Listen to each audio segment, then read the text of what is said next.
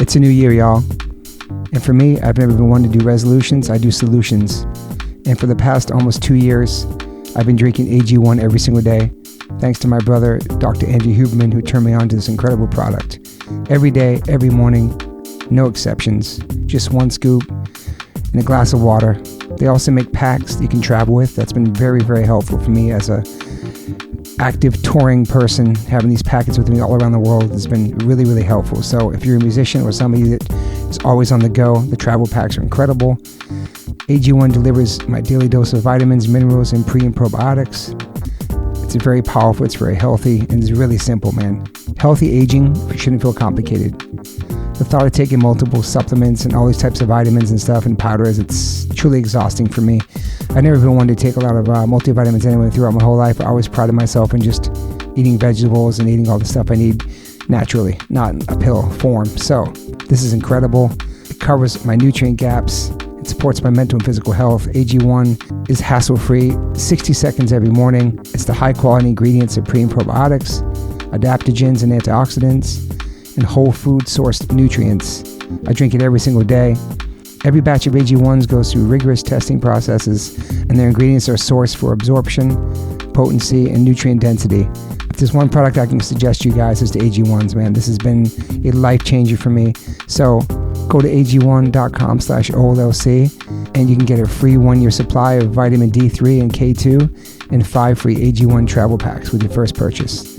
With AG1, I know I'm getting essential brain, gut, and immune health support, vitamins, probiotics, and nutrients for the day, and it's helped my mental and physical. So if there's one thing I can recommend to you guys, it's AG1s. It's my nutritional insurance.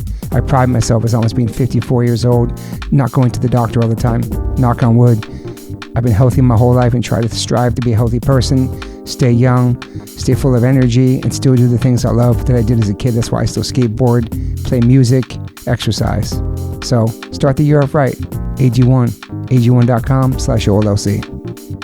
Yo, Liquid Death, thank you so much for hydrating all my guests, taking care of me and my family and my friends. Love your water, love your brand, love what you stand for, love what you give back to the community.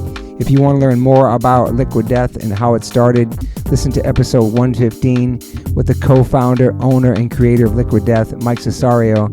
Just a punk rock skateboarding kid from Delaware with a dream. It's an incredible story, incredible journey. So if you go liquiddeath.com/Toby, you get free shipping on any items you order from liquiddeath.com.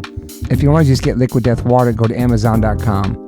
But for the merchandise and other cool items, exclusive items, go to liquiddeath.com/Toby and get free shipping. Thank you so much, Liquid Death. Death to plastic, murder your thirst. Stay hydrated. You know H2O saves lives. Welcome to the One Life One Chance podcast. I'm your host, Toby Morse. Today, for the second time, because we did this a couple years ago, I don't know what the deal was. Maybe I recorded it wrong. Maybe it was shit. Maybe it is, who knows. But now we're really here for the real official podcast, Mr. Frankie Orange. Hey. Thanks for having me. Thanks for being here, bro. This will probably drop next year, but obviously you're out here working out here. It's good to see you. How's life, man? It's really good. I love being here. I know you love Cali, man. I love Los Angeles. You're such a Cali East Coaster like me. Yeah. Well, now I live here. I'm lucky, but just the way you look, people will see from the photo when I post, but you get a very West Coast. Now with the dreads too, like a fucking Dogtown album vibe. You've always loved the West Coast, huh? Yes, always. When's the first time you came out to the West Coast? Oh, who was that? I guess I probably like 19. I had a high school friend that lived in Sherman Oaks, and I visited him for the first time, I think, when I was 19. Okay. And he gave me like the grand tour and saw some shows. And then growing up, obviously, like skateboarding and Thrasher Mag and all that stuff, seeing the West Coast. And which is so cool, right? Yeah. I want to say that maybe, well, there was skating, obviously, in Annapolis and Crofton Skate Park and stuff like that, right? Yeah. In the early 80s, right? Yeah. That did you ever go to that park? I did. With the water slide? I did, yeah. In the early 80s, Rusty brought me there, yeah. That bowl was intimidating. It was. I don't know if I dropped in on it because it was pretty big, right? It was big, yeah. And then there was Annapolis and then Waldorf. Yeah. There was a skates in there. There was.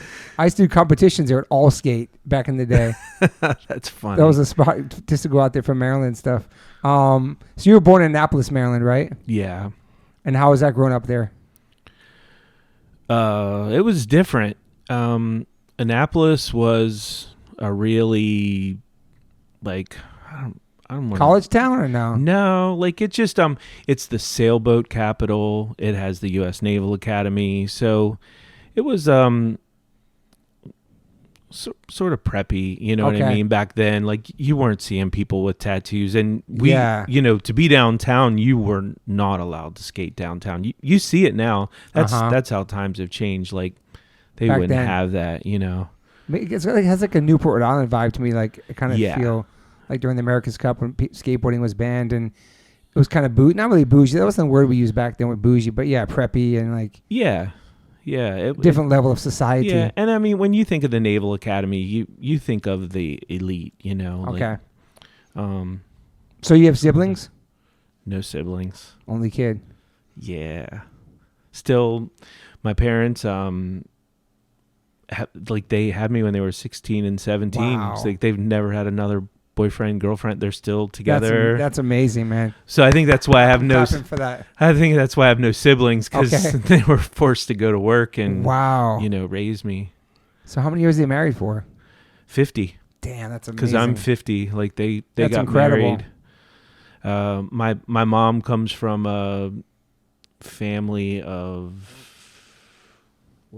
8 brothers and sisters, and my dad has 7 brothers and sisters. Okay. So their parents were like, you better get to it, you know, because Damn. we have our own kids to raise. That's a big family. Yeah. And so were your parents religious and stuff at all? No. My mom was raised Catholic. Yeah. Went to like Catholic high school or regular school, you know, St. Mary's, all that. But St. Mary's? Yeah. Wow. Yeah. That's where I live. That's crazy. I didn't know that. Yeah. St. Mary's College. St. Mary's has a private school in Annapolis. Okay, I didn't know that. Okay. Yeah.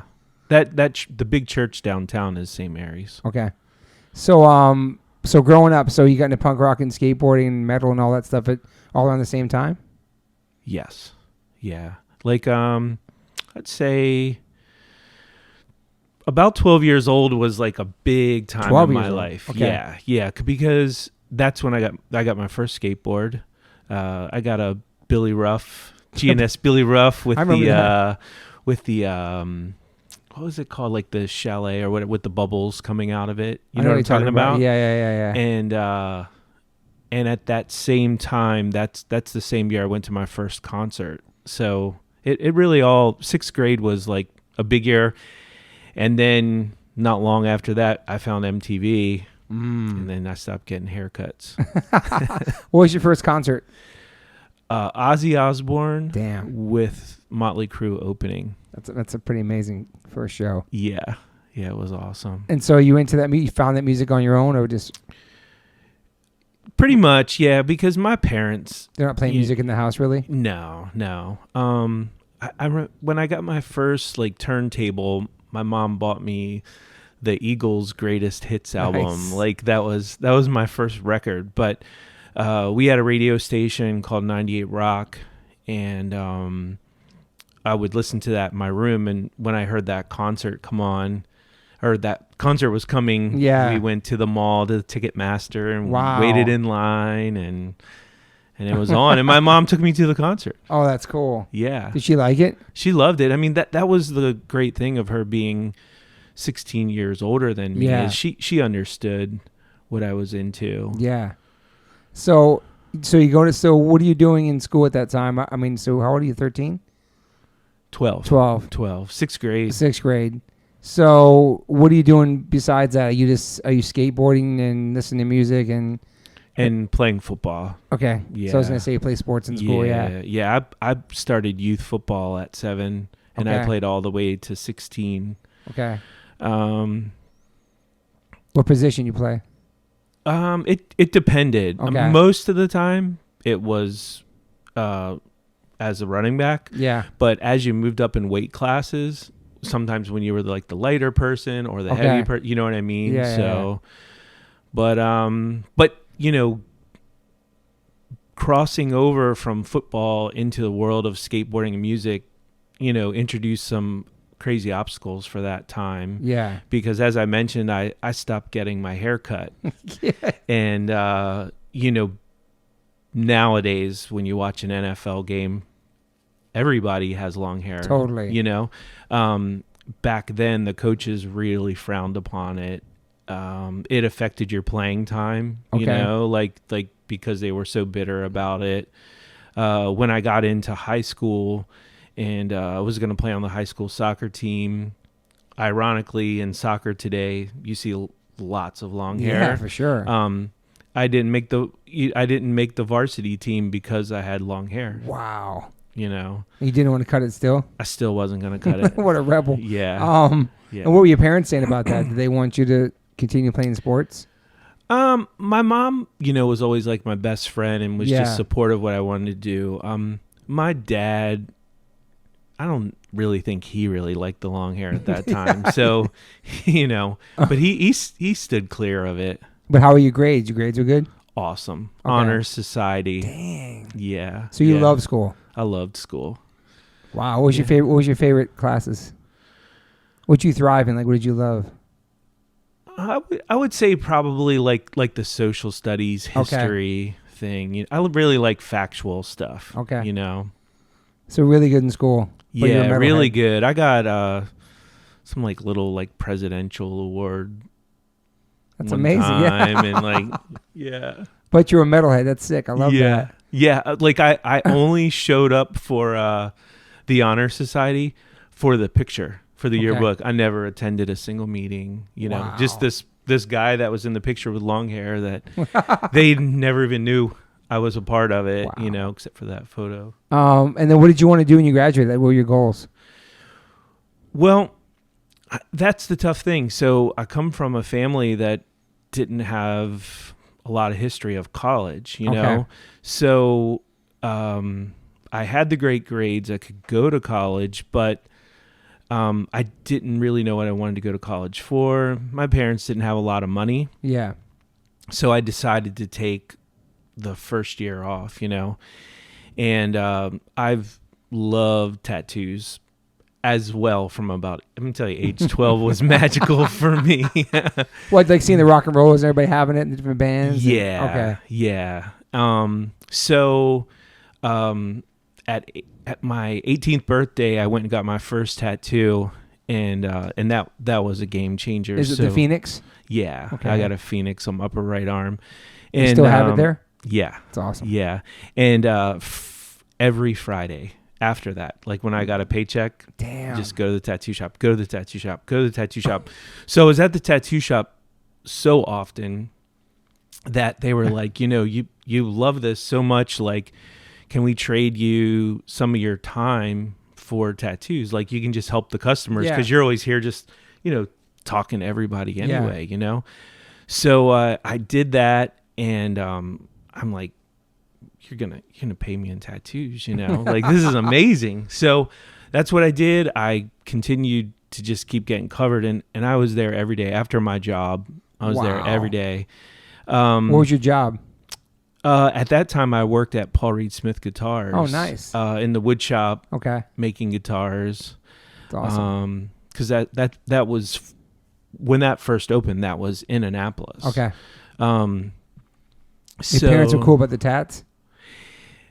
Yes, but not prior to 18. Okay, my course. mom definitely made a threat to me of if I came home before I was 18 with a tattoo, I would probably die. Okay. But on my 18th birthday, she was cool with it. Yeah. And since then, she's like, your tattoos kind of look like numbers on a race car. Like they belong there. I like that. That's interesting. So, and my dad, ironically, who didn't have, neither parents have any tattoos, but later in life at about 45, he started getting tattooed. No way. And, so that was kind of cool. Like he kind of turned that page, Yeah. And he would only get tattooed by me. And still to this day, now that I don't tattoo, he won't get tattooed by anyone else. That's amazing, man. So what he has is what I did, and then he stopped then. Yeah, he doesn't have like complete sleeves, but pretty close. That's crazy, pretty man. close. And I had to talk him pops. out of a hand tattoo. Like, he was trying to get a hand tattoo, and at the time he was still volunteering in the fire department. Like, he volunteered for 35 years. Okay. And I was like, this was still a while ago. Today it's a little different, but I was like, you can't serve the public with your hand tattooed. Mm-hmm. Like, you just can't, at least back then you couldn't, yeah. Now you can have your cheek tattooed and you can serve the public. That's crazy, man. But my FedEx guy has a neck tattoo, and the guy at Trader Joe's is like his eyelids and sleeves. It's just crazy. Yeah, I know it's not just California; it's everywhere. It's everywhere. It's a different time. The age of the people that come in my shop that already have face tattoos and stuff like that, it's crazy, right? It's bananas. I mean, but cool. I mean, because now they don't look at us weird, and we're not judged, Like, but it's crazy how many tats we have and how long we've been getting tattooed for, and we still don't have our faces. Yeah. You know what I mean? It's just like we're super old school about it, I guess. You know what I mean? Like, would you?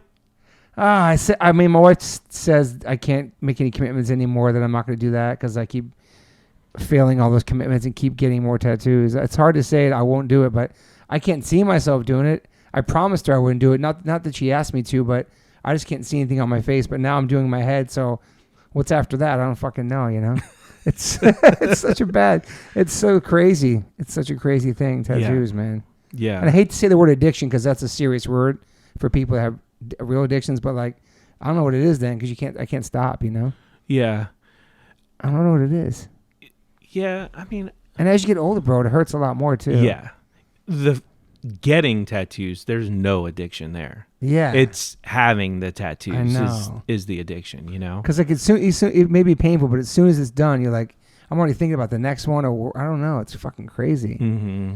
But yeah, how kids start off with their face and their neck and their hands first. Yeah. And may never get their back or their chest done. It's because going back to him, like, I was just so worried that, sometimes, even though he was part of the fire department, if something happened where something had to go to court, like this injury or whatever that he arrived on the scene of, is he going to be judged in court because of that tattoo, And so I had to talk him out of it, and he ended up never asking about it ever again. He, But who knows if you're still tattooing, what could have happened? Yeah. Right? Yeah. But that was cool because he kind of turned that page, and he's totally different now. Yeah. Like, he thinks everything that I'm doing is amazing, awesome. Yeah. But it didn't seem like he was judgmental back then either. Maybe it's concerned dad, like, make sure you're on the right path, or I think that he was the dad that, like most dads, that you would probably follow in his footsteps. Yeah. And right out the gate. I mean, he never played sports. I played sports, He didn't have tattoos. He didn't have long hair. He didn't have an earring, So I was and I was a mama's boy. So you started working at Tattoo Charlie's and Little Vinny's, right? Those are the spots? Yeah. So going back to working at the tattoo shop for just helping out. It was called Gemini Tattoo, and Gemini and Tattoo Charlie's, it was a husband and a wife. They had two tattoo shops. And eventually they offered me an apprenticeship, and which was, it really caught me off guard because they were like, you ever have any interest in this? And I was like, but I'd never ask about it because I just figured you'd say no, So I'm here hanging out, having a good time, and getting free tattoos, Yeah. So needless to say, I never made it to college because I did the apprenticeship. Wow. And it was, again, a different time. I mean, this was like a 5-year, older style, apprenticeship where I would still work at the guitar factory till 3 p.m, and then I would go to the tattoo shop every day and work. And this was for 5 years of straight. Never, you're only getting one paycheck a week, but you're working 2 jobs. And Yeah. Are you living at home still? Living at home. Okay. And, well, only in the beginning. Okay. Only in the beginning. And then never having Saturdays off. And again, something that was a different time is I was not allowed to interact with other tattoo shops. Okay. I was, back then, like, it wasn't, it was kind of like frowned upon for you to collect and go to other places. To get other tattoos, you mean? Yeah. Wow. Yeah, they were very, like... strict about it. Yeah, yeah. So they can only tattoo you there, that's it? Yeah, that's the way they felt about it. And then how that crossed over into Little Vinny's was that problem right there.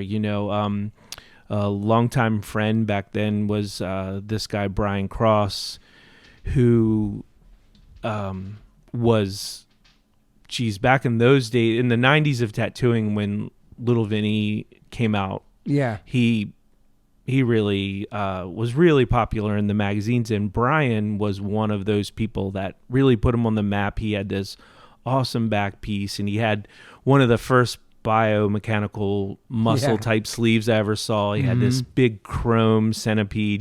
Everything I'm talking about is very 90s. So 90s and travel. Yeah. And travel, yeah.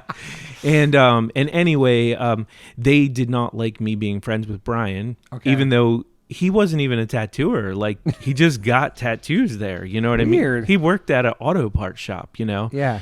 So anyway, we went to a Sepultura Pantera concert at Merriweather, and he was a pretty rowdy guy, and he was crowd surfing in an amphitheater, you know what I mean? Yeah. And him and the security started to have a struggle. Well, they took him off the top of the crowd and they just started to rough him up on the side, and one of the security guys pile drived him into the hill, into the ground, and they severed his spine. Holy shit. So they thought he was faking. They picked him up off the ground, flipped him over their shoulder.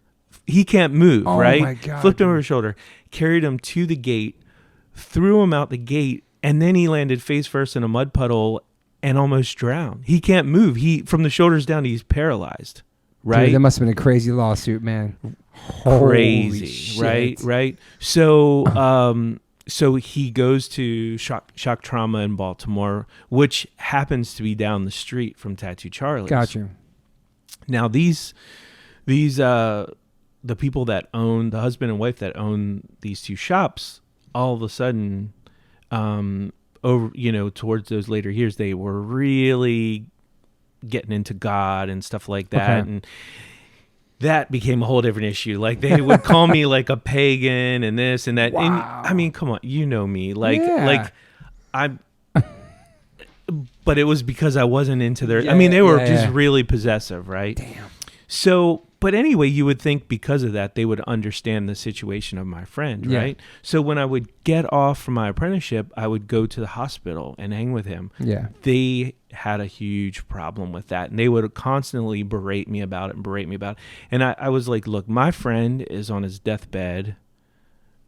If this means that I can't do this apprenticeship anymore, then so be it. Like, I'm just not meant to tattoo because this is way more important right now. Totally. I don't even know if he's gonna. I mean, we're talking like he had like a breathing tube. Damn. And Yeah. So I walked out of my apprenticeship, and that apprenticeship, I was about like 3 years into it at that point, right? And I went to shock trauma, and ironically, Vinny is walking out, and he knew Brian and I were real close friends, and he asked me how I was doing and how my apprenticeship was going, and I said, "Funny you should ask. Like, I just quit." And I explained the problem, and he was like, "Well, if you want to continue it at my shop, you're always more than welcome." Perfect. So I ended up moving to Vinny's and finished 2 years of it there. And, awesome. and you know what? It was kind of a blessing in disguise because the husband and wife shops were very old traditional style shop. I mean, that Tattoo Charlie shop had been there since 1938. Wow.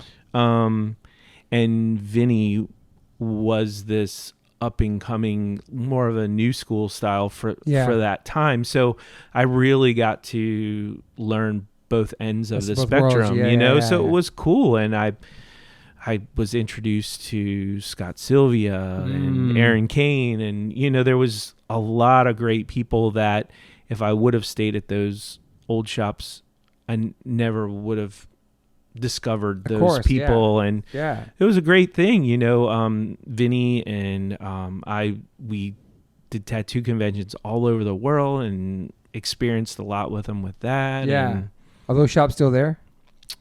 Vinny's and the other? So Vinny still has his shops. Wow. Although nowadays he is very famous and popular he's found a niche where he specializes in tattooing nipples on women that have breast cancer survivors. Yeah, Tim Harris told me about this. Yeah, so you wouldn't go to him now to get like a dragon or whatever, you know. I mean, he dresses like a doctor, you know what I mean? And he's really, and it's awesome. I mean, he changes these women's lives, you know, but he still has his shop that does the normal stuff. So he's at a doctor's office doing that kind of, right? Was it a tattoo shop? I think he's still got like his own facility, but I do think the doctors connect the two. You know what I'm saying? That's incredible, man. Yeah, it's pretty cool. It sounds awfully painful, man. I can't imagine. Yeah. At least for me, getting something there. I mean, you got your chest tattooed. I mean, at that point, they don't. Yeah, I guess that's right. I guess you're right. Yeah. It's just skin, you know. It's amazing they do that, and that's an option, and that's something that could have been done years ago. It's crazy thinking about that. Yeah, and with the technique of tattooing, how real things look. Totally. They can do a really good job at it, you know. Same with the eyebrows and everything now too, like all that's fucking and lipstick and it's so crazy. Yeah, it's just different. I mean, the artists are so much better. The tools are better. Do you pay attention to all the new artists and stuff? I do. Keep track. I do. I think as a shop owner, you need to, just like being in the music industry, I think you need to stay current. You know, keep in the mix. You need to stay current. There's like a lot of fine line looking stuff too now, like stick figure type stuff and like hand poked. Half of it looks like it's just outlined. I mean, you don't even. It doesn't even look like sometimes like they're complete tattoos, but I know. But the clientele loves it. They love it. They really small, like intricate words and everything. Yeah.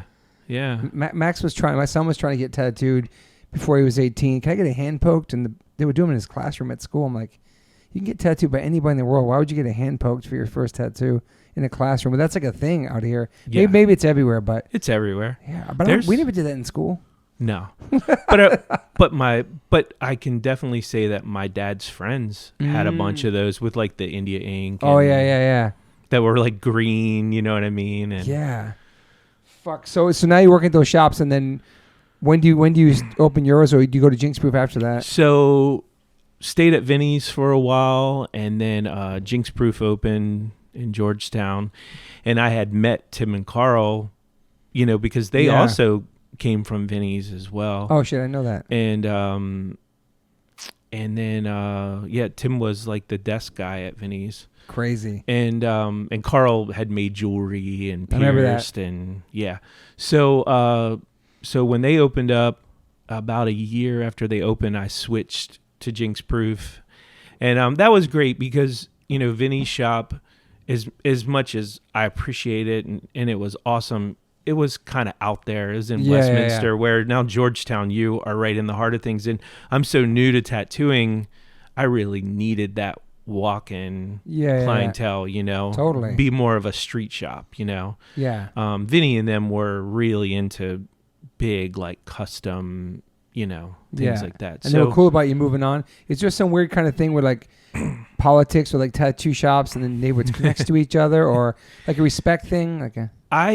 Yes. I don't have a problem with it, but some people do. It's really funny because someone that I worked with at Vinny's and worked with at Jinx Proof, when I opened my shop, because one of his friends had a shop that opened up in my area just a few months prior. Okay. He stopped being my friend because of those politics. So for some people, it's political, I guess. Are you supposed to come and say, "Hey, I'm so and so. I'm new to the neighborhood"? Do people do stuff like that? But I'm not new in the neighborhood. That's my city, right? But not you. I'm saying in general. Like you ask, like, get a blessing from somebody to open it, or no? I mean, I just don't think that. Yeah. I think that you should pay attention to the surroundings, and I Totally. don't think you should open up across the street from someone, Agreed. or whatever. But when I had planned to open my shop, I didn't know that this shop was opening. Gotcha. And then it just happened to open a couple, and it was opening in the mall. You know what I mean? Yeah, it's way different. Yeah. I'm not in the mall, and on top of it, it's Annapolis. Like, this is where I was born. Yeah. This is where I've spent my whole life. Totally.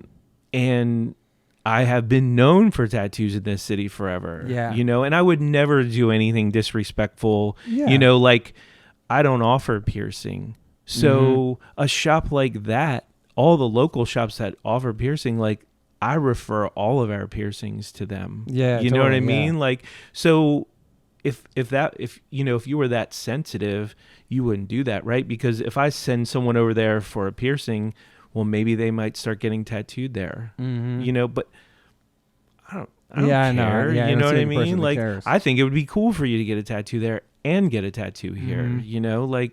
Yeah. So I don't know. I guess I did everything right, because Yeah. if you're that concerned, then I guess I am a threat, and Yeah. that means I've done everything right. If you're not concerned, then no one cares. Nah, that's true. Right? Yeah, So I took it as a compliment. Yeah. And how old are you then when you had Jinx Proof? So Jinx Proof, let's see here. Man. So Jinx Proof was like the mid to late 90s. I think I was there 97 to 2000, which is when I met you. Yeah.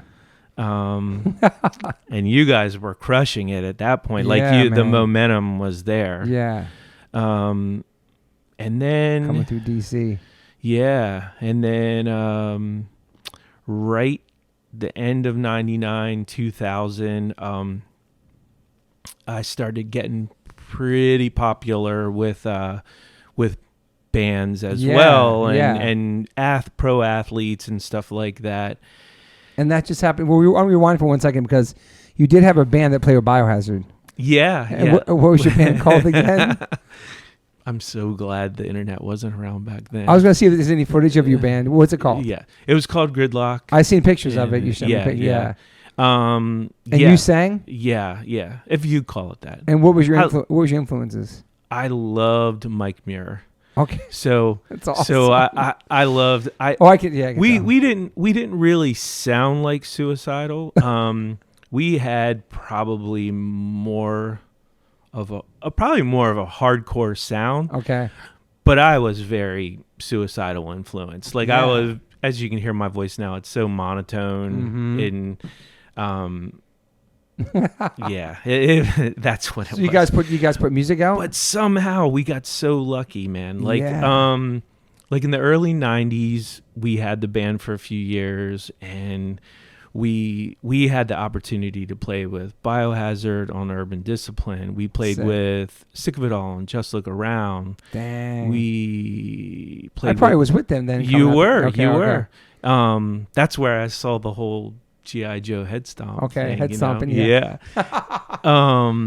We Prong, Sheer Terror, Nuclear Assault, the very first Bolt Thrower tour. We played with Bolt You were like Thrower. you were like the local band that got to play with all the bands that came Yeah, through. Okay. yeah, it was good. That's awesome.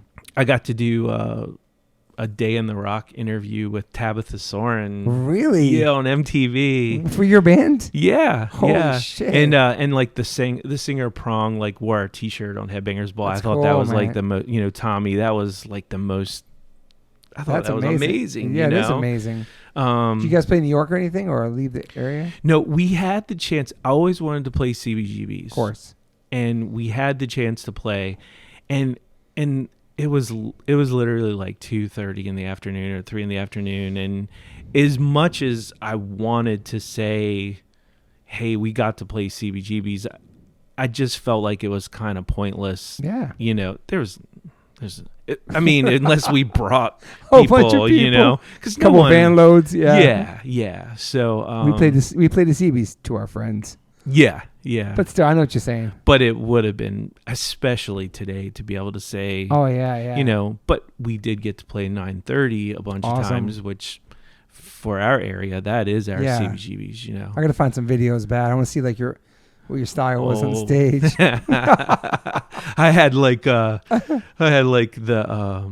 oh man, I had like the shaved head with like the really long bangs, but I didn't make it like devil lock. Like it was very skater-esque. Yeah, you know, skater do. Yeah, Kevin Staub, whatever that was. Yeah, that rocked back then. Yeah. And how long did that band last for? It was like 3 years. Okay. It was fun. Yeah, it sounds like a lot of great shows you played. Yeah, and I mean, just getting to like practice and play with the guys was cool. We actually just the day after Thanksgiving, because some of the guys live in other states now, but their families. Right now? Yeah, no. But we got to go have dinner together. Oh, that's cool, and that was, man. It was awesome. You know, all the guys from the band. Yeah, that's amazing. You know, and some of them I have not seen for like years. You know, so are they still doing anything in music or no? No. Okay. No, I mean they look like parents, and you probably like the most crazy meeting up with them. Yeah, like nothing's changed about me. I'm still a mess, you know. I fucking love that. I'm still wearing the same clothes I was wearing then, you know. So how does it? So I know Biohazard starts taking you on the road too, right? You start tattooing those guys. Yeah, so that's cool. I became real good friends with Billy and Evan. Yeah, and that's in their prime too. Urban Discipline's blowing up. That's fucking. It's a huge time for them. Yeah, big deal. So they knew that I was tattooing, and well, once I got to started tattooing, and they were like, "Hey, you know, if you ever want to come out and tattoo us and stuff like that." So they invited me to Europe. Ironically, yeah, that was like 1998 or something. 99. Yeah, okay. yeah. And we went and we did these festivals that. Huge. This is so weird because they could headline like Donington and stuff like that. They were killing it. Massive, man. And when they weren't headlining, it was because they were playing with Metallica, which is a full circle thing. Totally, for me, you know? Yeah. So I got to go over and first time in Europe. Yeah. No, I played ice hockey in Holland. Oh shit. Okay. In like 1990. Oh, that's awesome. That was the first. I flew on a smoking flight. Damn. That's showing our age right now. Yeah. So that was my first time. But then getting to do the tattoo conventions and then getting to travel with Biohazard, that's when I was really starting to get to see the world. Yeah. And that was really cool. Like I'm so grateful they gave me that opportunity. I really wish I was a better tattooer but the experience was awesome. They have a lot of pieces on them from you? Small stuff, okay. You know. But it was really fun and it was really meaningful. And I mean, you of all people, you know, sometimes that like it isn't always the greatest tattoos that are your favorite tattoos. It's the time. Yeah. It's, you know, when you got them. Where you got them, all that stuff, yeah. Yeah. So. Stella, we're on a podcast. You were tattooing those guys. Oh, geez. Come on in, man. Max is here. Did I make it back in time for the first podcast? No, you missed the first podcast. What's up, Max? How are you? We're not in the middle of recording something. We have to edit this then. Hi, how was surfing? What's up, y'all? Get out of here. Go get a chair or something. We're talking. So now you're in Europe with Biohazard. That's awesome. Yeah. And they're huge at that point because Urban Discipline. Yep. I seen footage of those shows. Yeah. They were killing it. I mean, I feel like they were a little bit like ahead of their time. I can say that too. Yeah. Because the crossover that they were doing back then is way bigger now. Yeah. Now, you know. When they did go platinum too, though. Oh yeah. It was fucking. In Europe was insane for them. Yeah. Dynamo, like all those different festivals. I've never seen footage of it. MTV plays, crazy MTV plays. Headbangers Ball. Man, when that song Punishment. I know. I mean, the whole like think of all the New York people that you grew up with that are in that video. I'm in Shades of Grey, but I missed the Punishment video. Punishment and Evan just texted me right before this. He's gonna come on the pod too. Oh, cool. Think about like what's the What's the song they collabed So with Shades. Onyx Oh, on? Bionics was a remix of Slam. Yeah, that The Judgment Night soundtrack. Yeah, like Dude. when you saw those videos, that's to me, and seeing like Harley, Cro-Mags Harley, that's what made me really want to be tattooed. Yeah. Funny enough, like Age of Core video. Yeah, dude. yeah. But the bio has it too. Everybody was tatted up like, oh my god, people in overalls, no shirts. Yeah. Ezak, everybody's in those videos. Yeah. They're kind of hard. I showed them the other day. Going across the Brooklyn Bridge and stuff. That's kind of hard video. So that kind of put like, a lot of my friends are already in bands, but everybody's in those videos kind of put, I don't know, it's kind of pushed everybody. It was kind of awesome, Yeah, whatever band, they were all supporting each other. 100%. And that's why you keep seeing them in other videos and other videos. Yeah, and they were hooking up Marauder and Madball and these different bands, putting them on shows, 25 to Life, Sub-Zero. A lot of bands get put on the map. Life of Agony, Crown of Thorns. So yeah, that's great. So you're tattooing over there, and you just like, it's a totally different world, right? Yeah. Tattooing in foreign countries and traveling and. Yeah, it was cool. It was like total rock star status. Yeah, because to my knowledge, that wasn't being done. We didn't have the internet. Yeah, it's true. And those type of things. Who was really touring back then, tattooing bands? Not many people. You're right. No one. Like eventually in the 90s, or no, I would say like early early 2000s when like the Tattoo the Earth stuff came that out. tour. That's when you would see people like Paul Booth and stuff like that. But it's true. But when I was doing that, I don't claim to be the first at anything, but all of my friends tattooing, I never saw them going on tour. Scott was tattooing Rancid and people like that, but they were coming to his shop in SF. That's a good point. Then we came home from that, and I had gotten a call to see if I wanted to tattoo NSYNC. It's such a random from Biohazard to that. Yeah. But, and again, like no internet, no social media, it's word of mouth and stuff. And they were playing RFK Stadium. They were really like no strings attached. Huge. Was just coming out. That was massive, right? So I wonder who told them about you. It's so interesting to find out. Yeah. Thank them. That's crazy, man. So it changed my life. Yeah. Like, I mean, it really did. Yeah. So went there and who wanted to get tatted? It was Joey.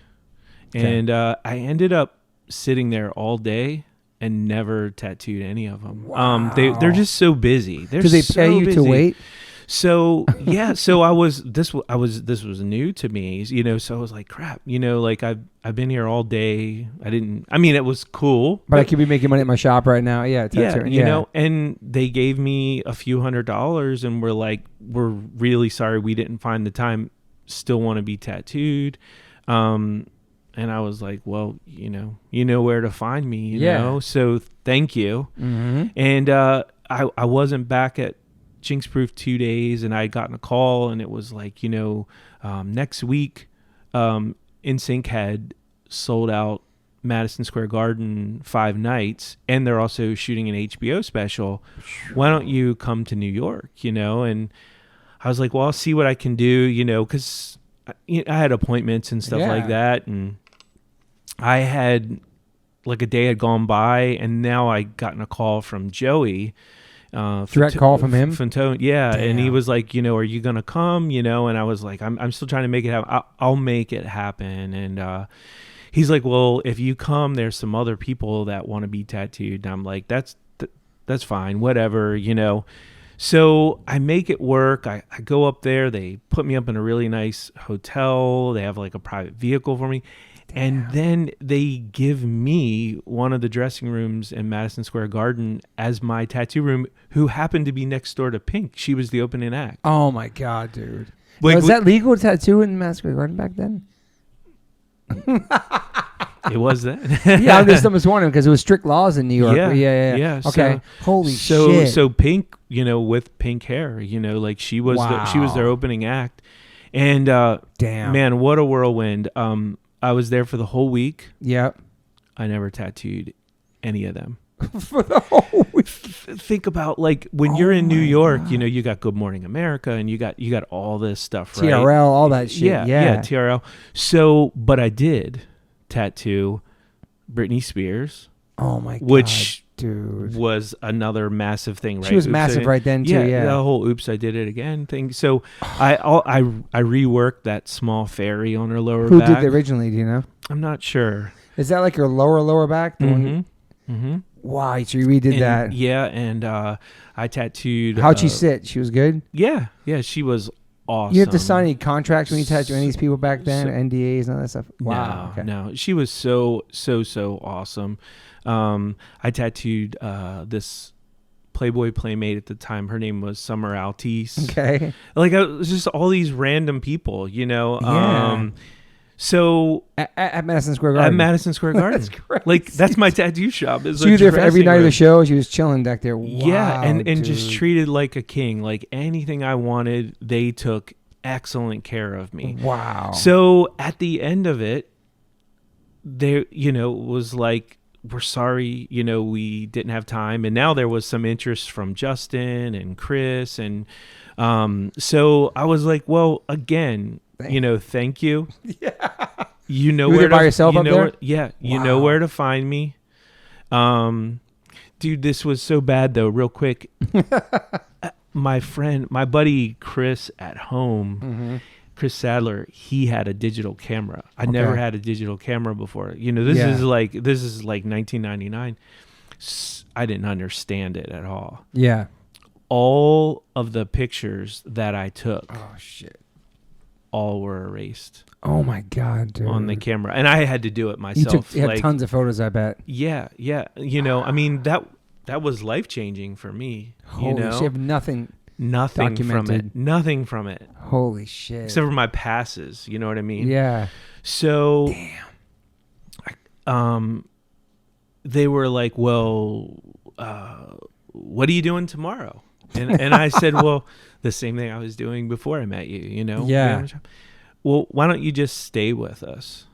And I was like, "Okay, stay with us where, in New York? On the road." Oh, right? okay. So, needless to say, I never returned home. I stayed on the whole leg until they finished in Joliet. You said buy clothes somewhere or something? I had some stuff packed, so they carry their own wash machines and dryers. So God, dude. So I never returned home. I hung out. I tattooed some of them. I tattooed some of the crew. The crew gets cash per diem. And when I get home, so how long is it? Like another week or two, or? I was probably out for like 2-3 weeks. Wow. Come home, and needless to say, like, things at Jinx Proof have changed drastically. Okay. Because now the guy who tattooed Justin and Britney works here, and Georgetown's a big college area. So your name's out there now. Yeah. Again, no social media. Is this a cross you did on internet. Justin? Or no. Not quite yet. Not quite yet. This was just some stuff on his legs. Okay. And things really like blossomed for me. But you were the guy to get tattooed by it. That's well, at least with like young girls. Yeah. You know what I mean? Like, imagine if they had social media back then and Britney's posting your name. Yeah. Tattoo show. It would have been even more probably changing than it was, right? So, I wasn't the guy to come get a sleeve of skulls from. Yeah. But a butterfly or I was your guy. Fucking who cares? Yeah, exactly. My electric company never cares what I'm tattooing. They just want me to pay the bill. Exactly.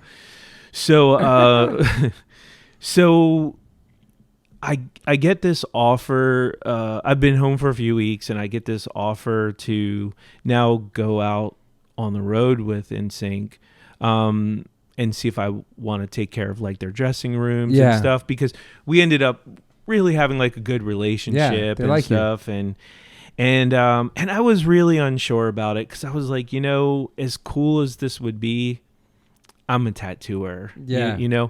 I was going to have to go back and pay. The pay was not very good. I never had worked for a band. Yeah. Like I'd never been in a van. You know, like all of a sudden I'm gonna start at 5 stars and you're selling out the Garden 5 nights in a row. Dude. You know, straight to the high life. So yeah, back at the shop. Yeah. So I'm like, but what an opportunity. I've always loved music. Yeah. Sort of like tattooing. I never thought I'd get the opportunity and it happened. How cool would it be if this panned into something? I know how to tattoo. Yeah. I'm not going to forget how to tattoo. Yeah. Well, that was one of their selling points is they were like, our crew gets paid per diem in cash. On your days off, you can kill it. Just on your days of shows, you work for us. Yeah. You know? It's so cool I'm like, I'm going to get a paycheck and I can tattoo, So, okay, cool. So I took it. Wow. And I really had no idea where this would go. So in 2000, I'm now going out on this arena tour and sold out everything. I mean, I couldn't go in 7-Eleven without seeing their face on like some, man. chapstick or whatever, shit. Yeah.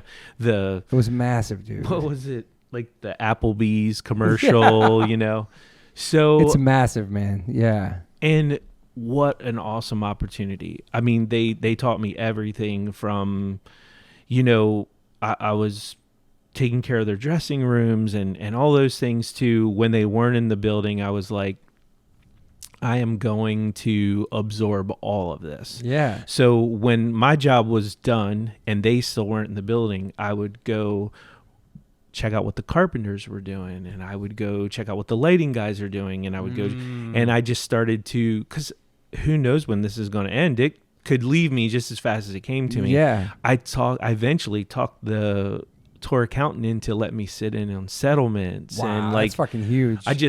Anything I could do. I was building stages, but they didn't know I was doing that. Really? Like, because I took care of all their stuff. Yeah, you're doing everything. Yeah.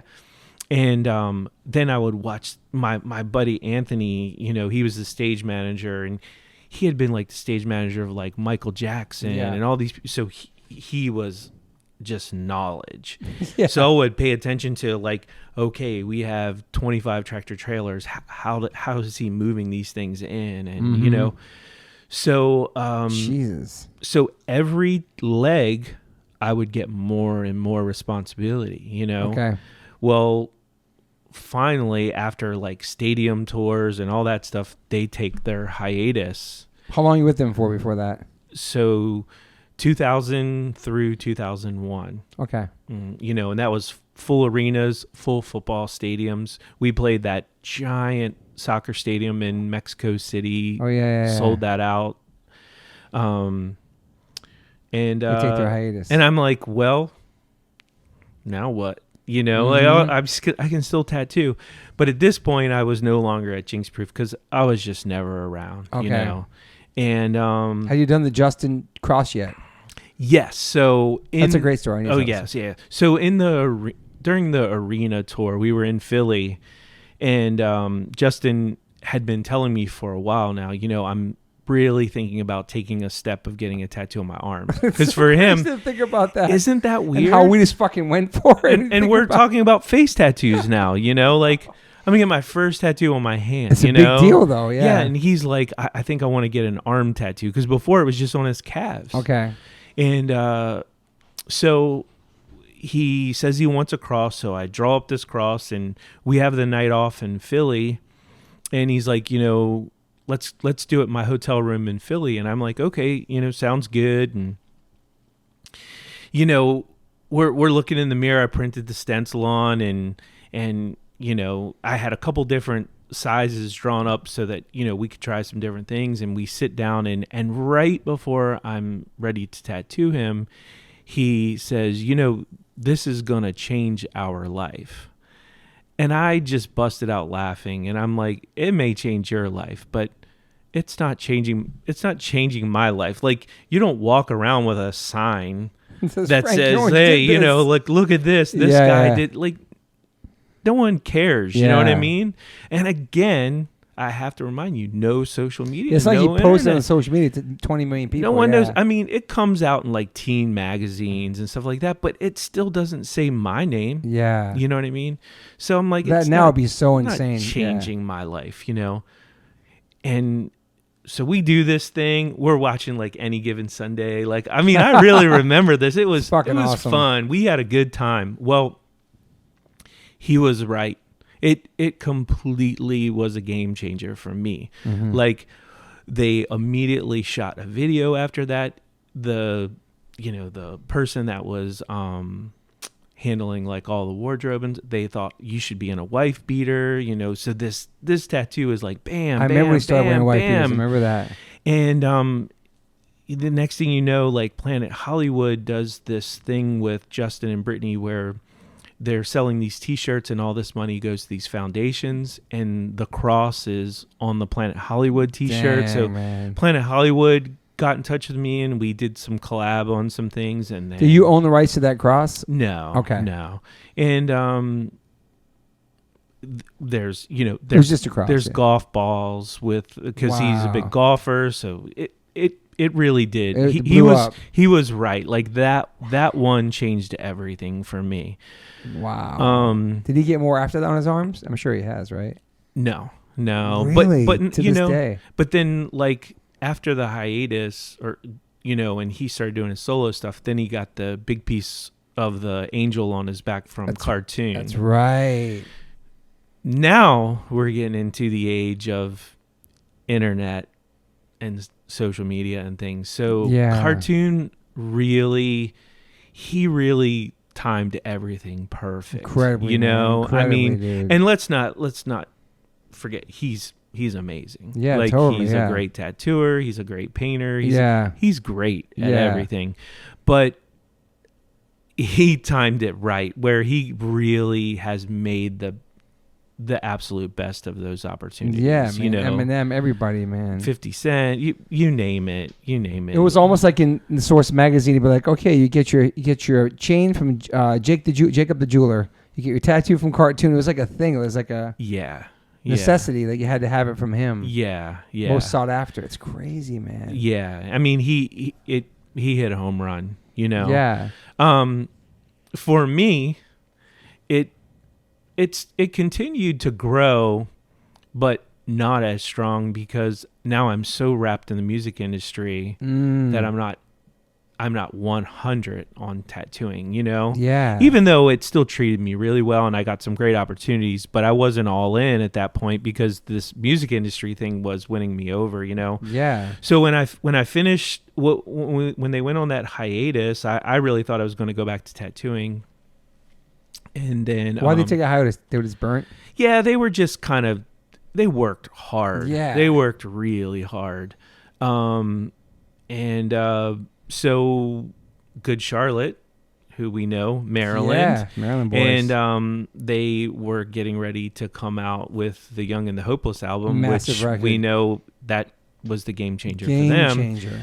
And Had you known about them or met them before? Yeah, Okay. so Benj and Joel, were like little kids riding around on Razor scooters in my area. You know what I mean? I've known them a long time, and they were like, hey, we're gonna go on tour. They were just doing like these B and C market clubs. They really had no idea what this album was gonna do. Yeah. And they were like, would you be our tour manager? And I'm like, man, I've never done it before, but I can tell you what I've experienced these past 2 years. Yeah. I'm sure I can figure How it are out. you gonna handle that? So I did it, and it was awesome.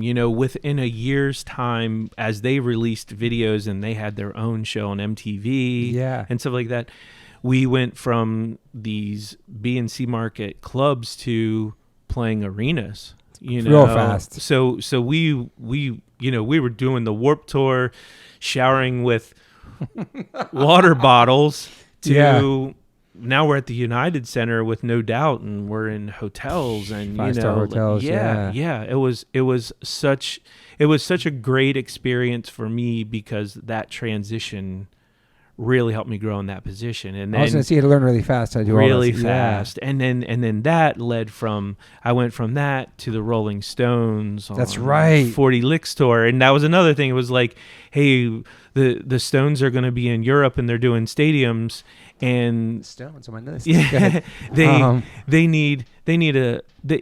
would you be interested in being a set carpenter? And I'm like, I've never done it, but I'm sure I can figure it out. And they hired me. And damn, and you're so confident. You've always been so confident. I just, what did I have to lose? Yeah, I love that, I though. didn't plan to be in this. I know. So every day was awesome. And if it was going to end. I like how you didn't say no to anything. You just fucking did it. Yeah. And it, as those jobs got going, and I've been tour manager, and I've been a carpenter, and I've been a personal assistant, and I've taken care of dressing rooms, and I've been a production assistant. I've done all these different things. Yeah. And some of my peers in the industry were always like frowned that I would go from tour managing this big tour back to being like a set carpenter. And they were like, why would you do that? Mm-hmm. And I'm like, as long as they're putting money in my bank account, yeah, I don't have this pride issue. Like, I really enjoy this industry. Mm-hmm. I'll wash and out. learning. Yeah.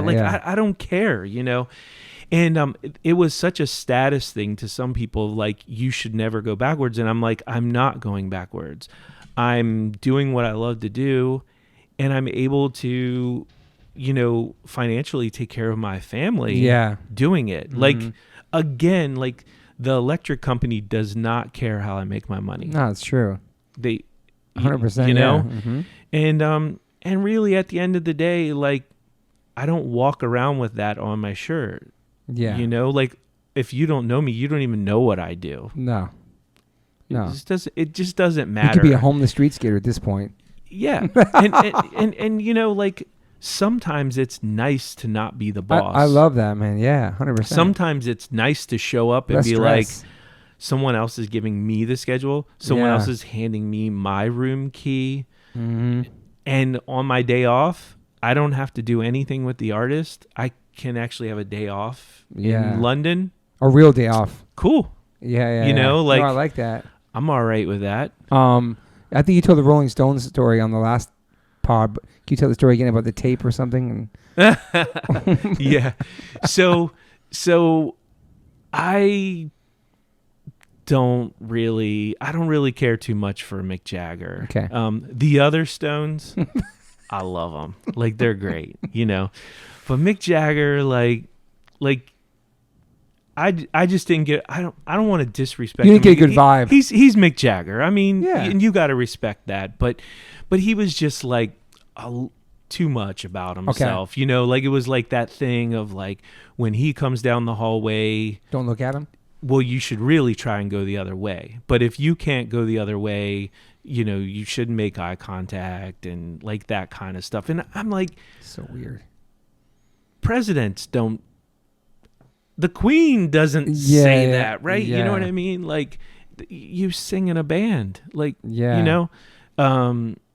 So I always tried to tempt it. I've never been fired from a job, but I always thought, like, it could be pretty cool to say I got fired from the Stones for making eye contact with Mick Jagger. They never would fire me. So you did make eye contact? I tried always, whenever I could. And how long are you with them for? Just that European. Okay. They did this crazy thing where it was called stadiums, arenas, theaters. Damn. And basically what they would do is, tonight they might be headlining a stadium.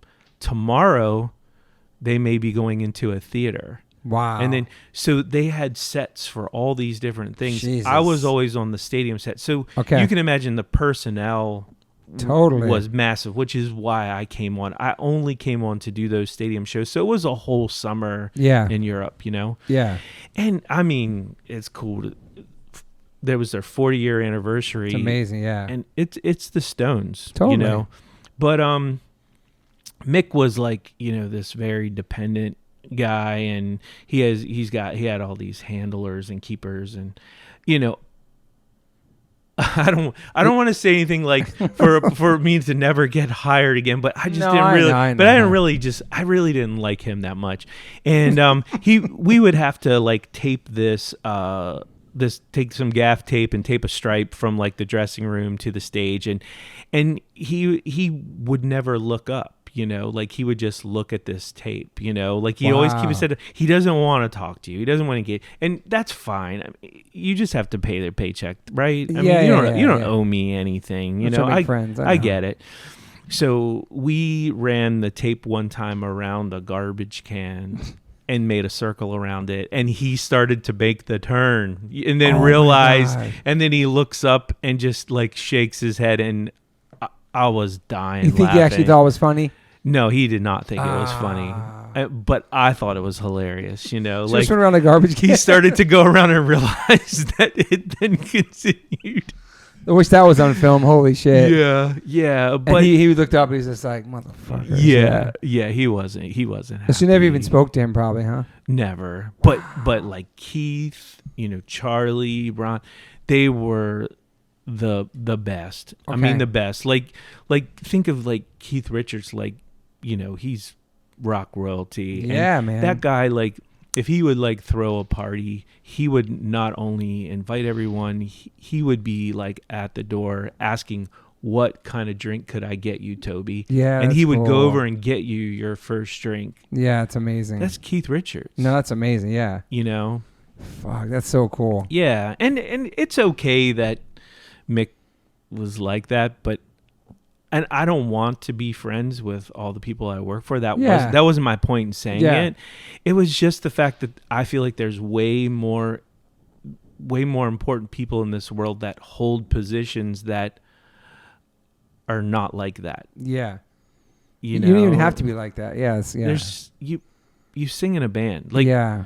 And you don't have to say hi, what if you don't want to, but like, I need to sign a paper saying I understand that I should go the other way. And I mean, we're gonna get to it obviously, but there's other bands you work for. There were massive bands that weren't like that. They were super humble, kind. You can look them in the eye, you can talk to them. You know what I mean? Yeah. It's like, and going back to the NSYNC guys. Like totally. Justin, Chris, all of them. Like they not only would greet people. They knew people's names, and that goes a long way. There's guys and girls on the tour that they don't have positions where they work directly with the artist. Yeah. And for the artist to know that they exist, that goes a long way besides just your paycheck. Yeah, I agree. Totally. And then after that was Michelle Branch and Phil Collins. Yeah. Did you meet Phil Collins? Yes. He seems like a badass. He is awesome. He was great. Super talented, man. Super talented. So was he drumming or singing when you messed with him? Mainly singing. Okay. He had a second drum set on stage, but Chester was his main drummer, But it was cool. It was a night with, so we had no opening acts, and he would play all of his stuff and usually like a couple Genesis songs. Nice. And it was cool. Awesome. He probably gave me one of my most favorite like tour gifts. Like I've got plaques and I've got a lot of cool stuff, but I don't know why this sounds so cheesy, but I really love it.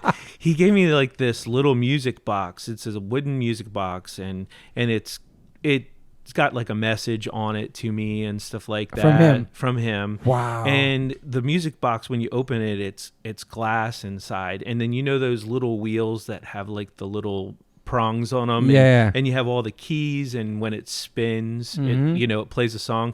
It plays his Take Me Home song. Wow. And I really, I don't know why, I really love it. No one's ever given me anything like that, And I mean, again, a legend. That's a sweet gift, man. If I showed people my resume, they really think I'm lying. I know. I'm looking at this shit. I'm like, Michelle Branch too. I love her too. Was that in her hate? Is that when she was huge? Yep. And another person that was amazing to work with. Really impressed. I really learned a lot on how a singer-songwriter works. Okay. not only spending a lot of time on the road, but even being here in California and hanging at her house and you know, and just like, you know, there was a time in like the early 2000s, mid 2000s or whatever, you know, it seemed like every movie commercial had her song in the background, man. You know, and I got to see her like come up with this stuff, and she was, it was like effortless, you know. She was great. She was a leader, and she knew exactly, like, even the musicians. I mean, she was bringing on people like Kenny Aronoff and like all these heavy hitters that she does, you know. And then of course you've seen her like collab with Santana. I mean, she's the real deal. I know. And she's married now. I'm drawing a blank right now. Something the band? The drummer of Black Keys. Oh wow, I didn't know that. Okay. You know, I mean, that's who she is. Is she a mom now? Yeah. That's cool. Yeah. And she still makes music? Mm-hmm. Yeah. But that was a sick run she had too, man. You were doing the whole thing, right? Yeah. And then she did a country project that was fun, where she crossed over. She was going to call it the Home Wreckers. It was her and her friend Jessica.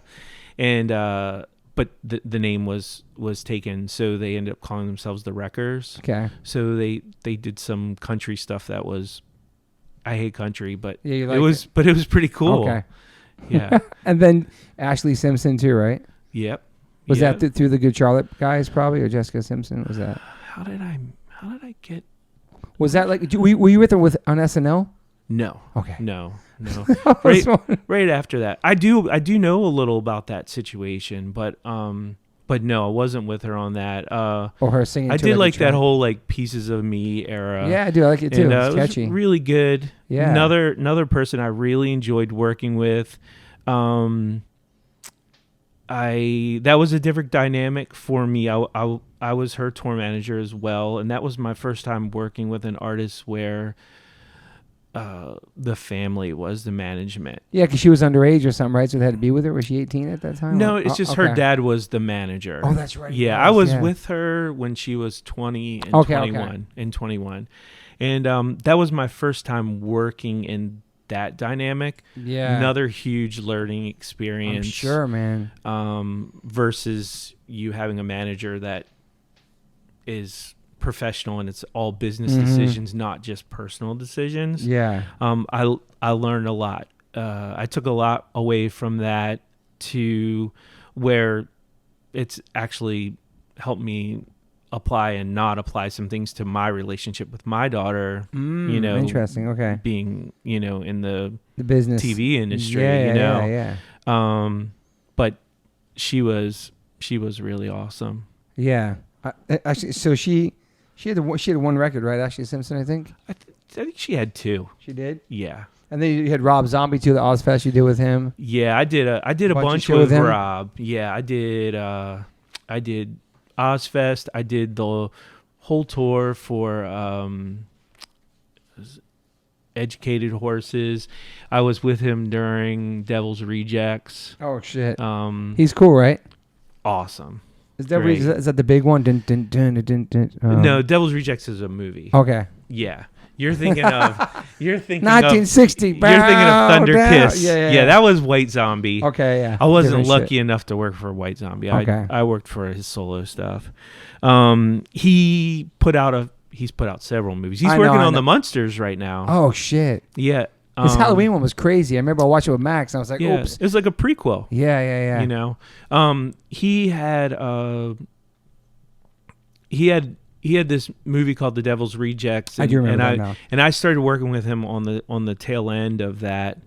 And so when we went on tour, that's what we were promoting. And, and it was really cool. That was my first time to see in the film industry, like how some things work, and just endless amounts of like footage. Watching it and seeing how he would edit it, and he's a smart guy, man. He's super talented. He was awesome. Like he not only was very involved in the music, the set of the music, his film stuff, and every aspect of it, but he was, to me, like the first artist. Another like learning point here is financially, he knew everything that was being spent coming in and coming out, coming in. Yeah. And I really respected that. I really love that. I like that too.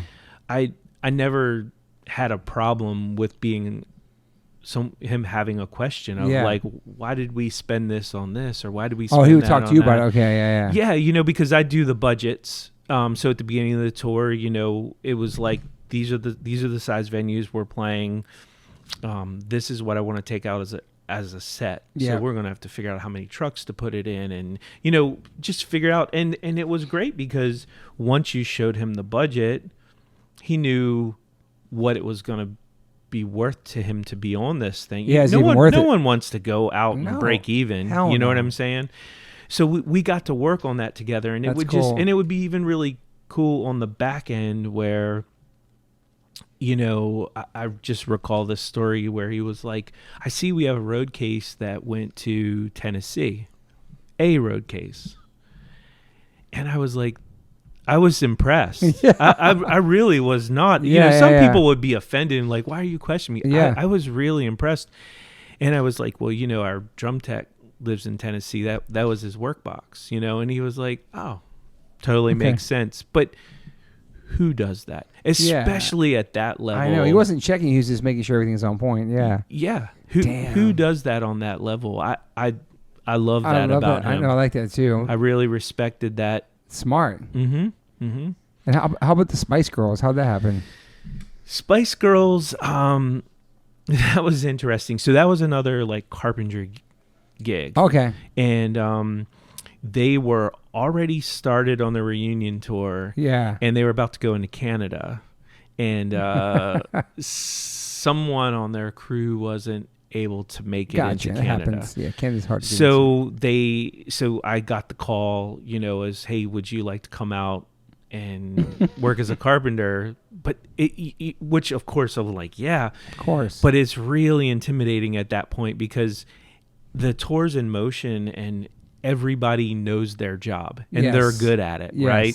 And you're hopping in. Now I'm coming in and I don't know how this assembles. I don't know how it comes apart.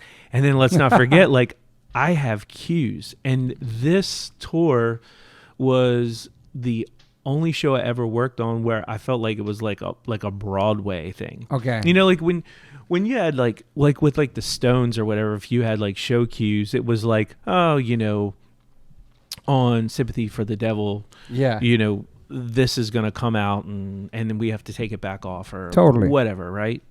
They're just key songs. The Spice Girls, it was like 97 cues. So like what happens is there is a person that's in your ear, everyone's wearing ears, and he's calling the cues by a number. So it could be like, Toby, your cue 12, 23, 56, and 71. They're not going to call for Toby. They're not going to call for this thing to come down. They're going to call for the cue by the numbers. So he'll basically say like, get set cue 13. Yeah. Cue 13, go. So you have to listen to all the cues. Insane. And because they had this underworld under the stage, and they had all these lifts that would come through the stage, and not only would the girls go through the lifts, sometimes you would be putting props in the lifts to send up so that there's like a stool or whatever. And I ran one of those lifts, so I got to interact with the girls and all their cues and things like that. And so it was learn really fast, but another really great experience. Yeah, did you get to meet them? They were nice? Awesome. Yeah, really nice. I want to say that, like, with where I was positioned on the stage, I worked with Jerry more than most of them, and she was hilarious. Yeah. Like, hilarious. Like humble. Yeah.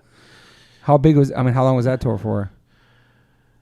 That run was probably for like a half a year, something like that. And so when do you become a dad? What year? Okay, she's 28. So No shit. My daughter was born in 2010. Wait, what up, 6?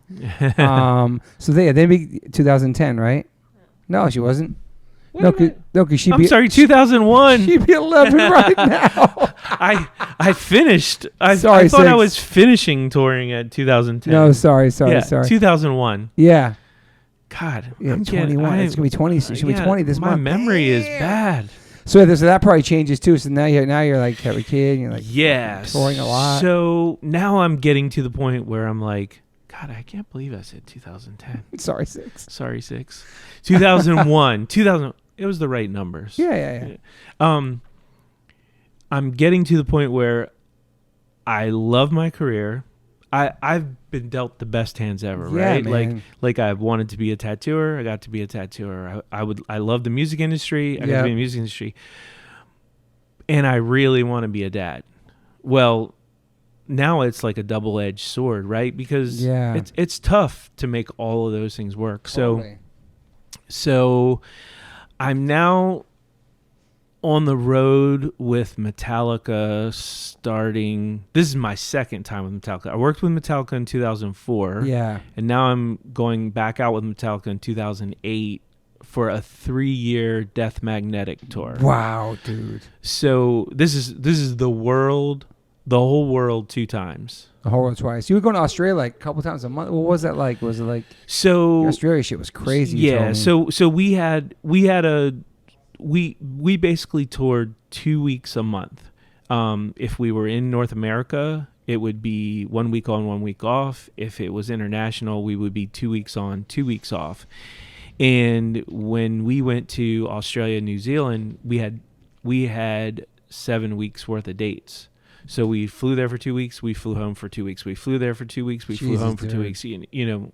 Yeah. So that didn't change even being on the other side of the world. No.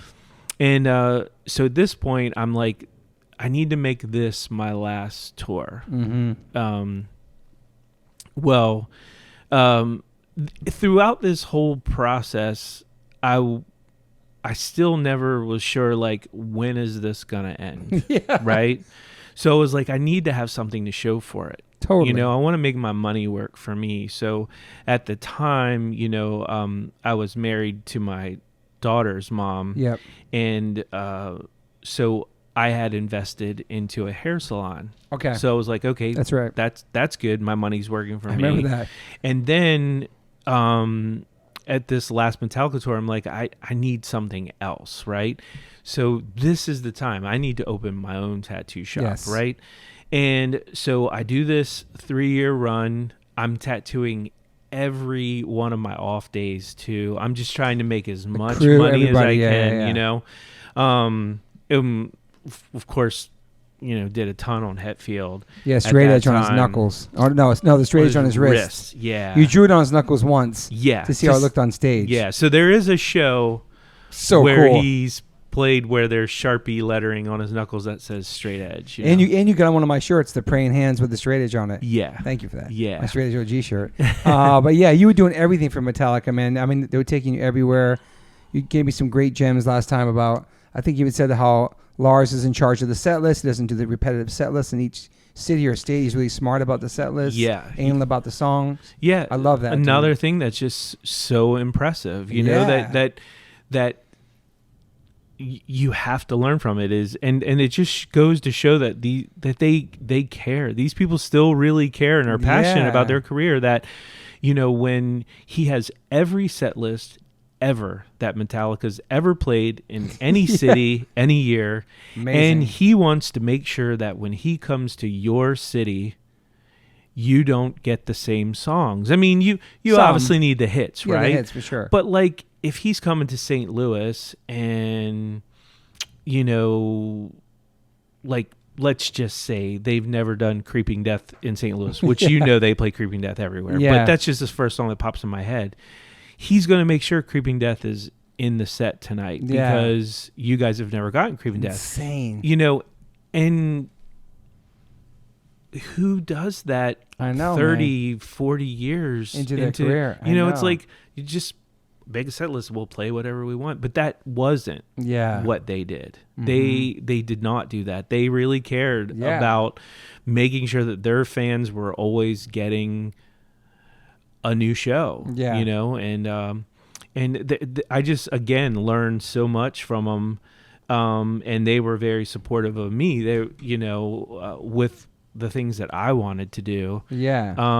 I got to meet Lars recently through Liquid Death, and got to hang with him, and took him and his son to the barracks one day to skate with Max. He was super nice. Talked about you. Super sweet guy. Yeah. Yeah. I know a lot of people. That's what people say to me when I say I met him. Like, I heard about this. No, he's just he's nice. Yeah. He's a nice guy. Yeah. And I think that, like, if he knows that he could push your button, he might just do it just because he thinks it's funny. Yeah. You know what I mean? Like, interesting sense of humor. And you know, he is the person that at the time was getting, you know, a bunch of flack about going against Napster. Yeah, man. And if it wasn't for him, people in the music industry would have been working for free. That's a good point. You know, like at the time, you know, like the new, you know, of course the newer generations are like, hey, but I want to be able to download this, and I want to be able to have this and on demand and all these things. But you tend to forget that, like, these musicians like yourself, like it's work. It's your job. It's how you pay your bills, and nobody wants to work for free. Nobody. It doesn't matter if you have $100 or $100 million.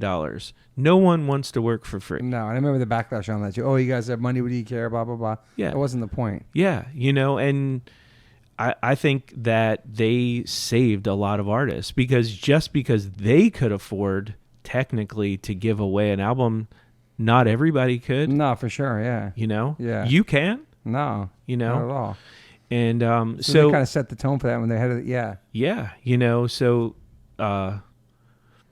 there's, you know, for the bad rap that he gets, I think he's done a lot of good for the industry. I mean, I never met him before. I'm not a massive fan, but obviously I know the band, know the songs. But yeah, super nice guy. Yeah.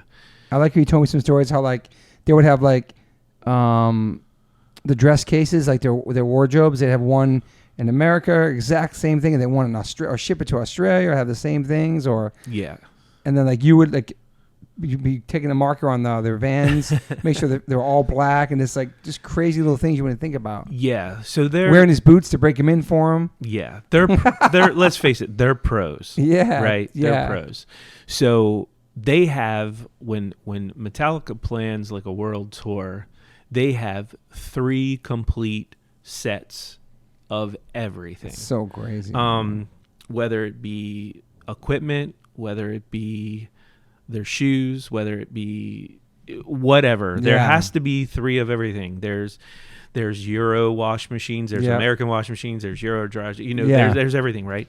And the reason for that is because when you're going on tour in Europe or you're going on tour in Asia, Australia, you know, all of that equipment has to go in containers and go on ships. Yeah. And it takes a long time to get there. Totally. So if you only have one setup and you're playing in the US and then now you need to go to Australia, you're now going to sit at home and wait for these containers to get to the other side of the world. Yeah. So what they do is, while we're doing the US, we have already shipped everything to Europe, and we've already shipped another set to Australia, so that we can continue the tour. And then, you know, so it's constantly like an overlapping moving machine. And you're in charge of that. Part of it, you know, obviously with like a team of people. Yeah. And you know, again, what a learning experience. Yeah. You know, they're true pros. Are you a big Metallica fan? Yes. Okay. Yeah. That's like a dream for you. Yeah. That's like a dream. Yeah, which was also scary. Yeah, because you want to meet your heroes sometimes. Yeah. Yeah. And then, you know, like what you were saying, some of the small things that, and again, like, respectful. This is not a prima donna thing, and I don't mind these things. I take a lot of pride in my job, and by having to do these things, that's why I have a job. Yeah. But, you know, like, there would be things where maybe James would have like these all black Vans. Yeah, I love this shit. But if you inside where the holes are where your laces go, sometimes they have a white section that's underneath there. Yeah. So you see a very like white edge. I would take a Sharpie and like black out that white edge, a couple times a week. So they were always like solid black, know? And it was just those little things made a difference. And that's why they are who they are. Yeah, I mean, they make great music and they put on a great show, and they make sure that every person that comes to see them, it's money well spent. Yeah. They don't cut the corner on anything. I think I told you before that I went to James's room one day to tattoo him, and I saw that he was on iTunes and he had a guitar in his lap. And I don't recall the song, but he met a fan in a meet and greet, and the fan said, "How come you don't play the guitar solo in this song the way that you wrote it?" Wow. And he was like, "Holy crap, I didn't realize I had changed it." But, over the years, changed things live, even with your stuff, I'm sure, yeah. it's evolved kind of to where it is today, right? Live, yeah. So what could he do? He could just be like, whatever. He goes to his hotel room. He buys his song on iTunes. Yeah. He listens to it, and he relearns the original solo. Wow, dude. It's fucking awesome. That's cool, right? I mean, it's really cool. They don't need to do that. No. You'd be like, oh, whatever, kid. And he probably started playing it that way again, yeah. Yeah, he didn't even realize it. Wow. And that... I love that. That goes a long way. Like, I think if so many people in this world in any of their careers approach their careers with that outlook, things would be really good. Yeah. I mean, I always say to Denise, I'm like, I watch a lot of NFL, and I'm like, I really think the players should have, when they cut their deals should be a potential. Like if you're supposed to make X amount a game, that's your potential. Yeah. But if you go out there and you're dropping passes you should be catching, or you're missing field goals that you should be missing, then you don't make your potential. You get paid on your performance. Yeah. I know what you're saying. All of a sudden you take the field in a different stance, right? Yeah. I want to make as much as my deal says I can make. Mm-hmm. Work harder, push harder. Yeah, you're right. That's a good point. And I really think those guys do that. I really think Metallica does that. They take that approach. So you worked for them for how many years? 4 years and total. You left as a fan still. And left as a fan. That's still. Amazing, man. Yeah. And still to this day, like I have a really good friendship with Robert, especially. Yeah. Which going back to the suicidal thing, like Infectious Grooves. Yeah. Total Venice, Dogtown Cat. He's the coolest. So you're still in contact with him? Yeah. So that was a great experience for you, man. It was, and I don't know. It like when when you're in the motion of your career, you don't realize like what's happening until when I get home and I'm like, wait a second, like you're watching like the Grammys or whatever, and you're like, hold on, I got that person's phone number and I got that person's phone number. Why me? Like, it's why? And you too. Yeah.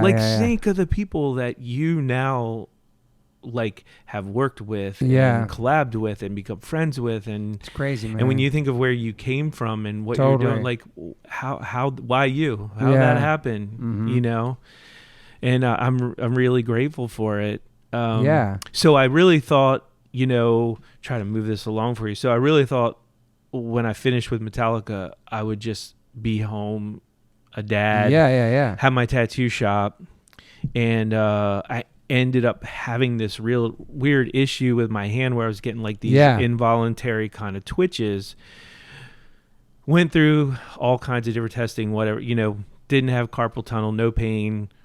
Turns out after like having an MRI that I have like something to do with like a cyst on like my pineal gland of my brain or whatever. But needless to say, like there's nothing you can do about it. It's really minor. If you weren't, Is it still there, you think? it's still there. Fuck. I just recently had a checkup on it, Really? just to make sure it It wasn't bigger it's or not anything. detrimental. It's not going to get bigger or anything like that. But it's not, you can't remove it. No, well, it's just you wouldn't. Yeah. I mean, basically, like if you weren't a tattooer or like a brain surgeon, someone that had like to do like fine things, Yeah. you probably wouldn't realize you had the problem. Fuck. But when I'm trying to outline something and you don't have an eraser and things start, as it kind of gets in your head, No, yeah, no of pun course. intended. Exactly. But, Damn. so I decided, well, they were like, well, we can give you medication, but it's kind of like a Band-Aid, like it's going to work for a while, then it's not. And I'm not going to, if you take, I feel like if I take this medication, it's not going to correct it permanently. Yeah. Then I'm not going to take it. I'm not going to just delay this feeling. Right. So I still have my shop. It's about to turn 12 years old now. Awesome, man. Congrats. But I continued to go back into the music industry, but do stuff a little bit more on a part-time basis where I'm no longer taking like 3-year tours. Yeah. I'm doing stuff where it's, I did like 15 shows with Drake or some stuff with like Big Time Rush and then these past 4 years I've been with Future. Awesome, which I love it. He is kind of like a weekend warrior. Like we That's don't, perfect for you. I love it. Yeah, I love it. Like we may go to Texas this weekend or we may go to Tokyo. Jesus. But I backpack to wherever I'm going because by Sunday, Monday I'm back home. Yeah. And I love that. Is the big difference working with hip hop compared to like what you worked with before? Going from Metallica to like I Drake? assumed, but it's not. I've happened to do rock and country and pop and now hip hop between Drake and Future, and my job is this. It's the same. It doesn't matter what they're doing on stage. My job is the same. No, totally. I would say that like I've again learned a lot on the hip hop side of things. Like and it's been really fun. Yeah. And you didn't meet Drake on the whole tour, but then did you get called into an office and he gave you like an Apple Watch or something? Yeah, he gave me the very first series of the Apple Watch that came out, which was my first Apple Watch. Yeah, it's awesome. And I didn't even realize the guy even had any idea who I was. Wow. Because that wasn't my position to work with him. And my thank you gift for the 15 shows was an Apple Watch. Do you prefer not to work in contact with the artist now since you've done that a bunch? Yes. Yeah, you like it. Yeah. I like being the guy. I like all the inner workings and the logistics but I don't want to go to the after party.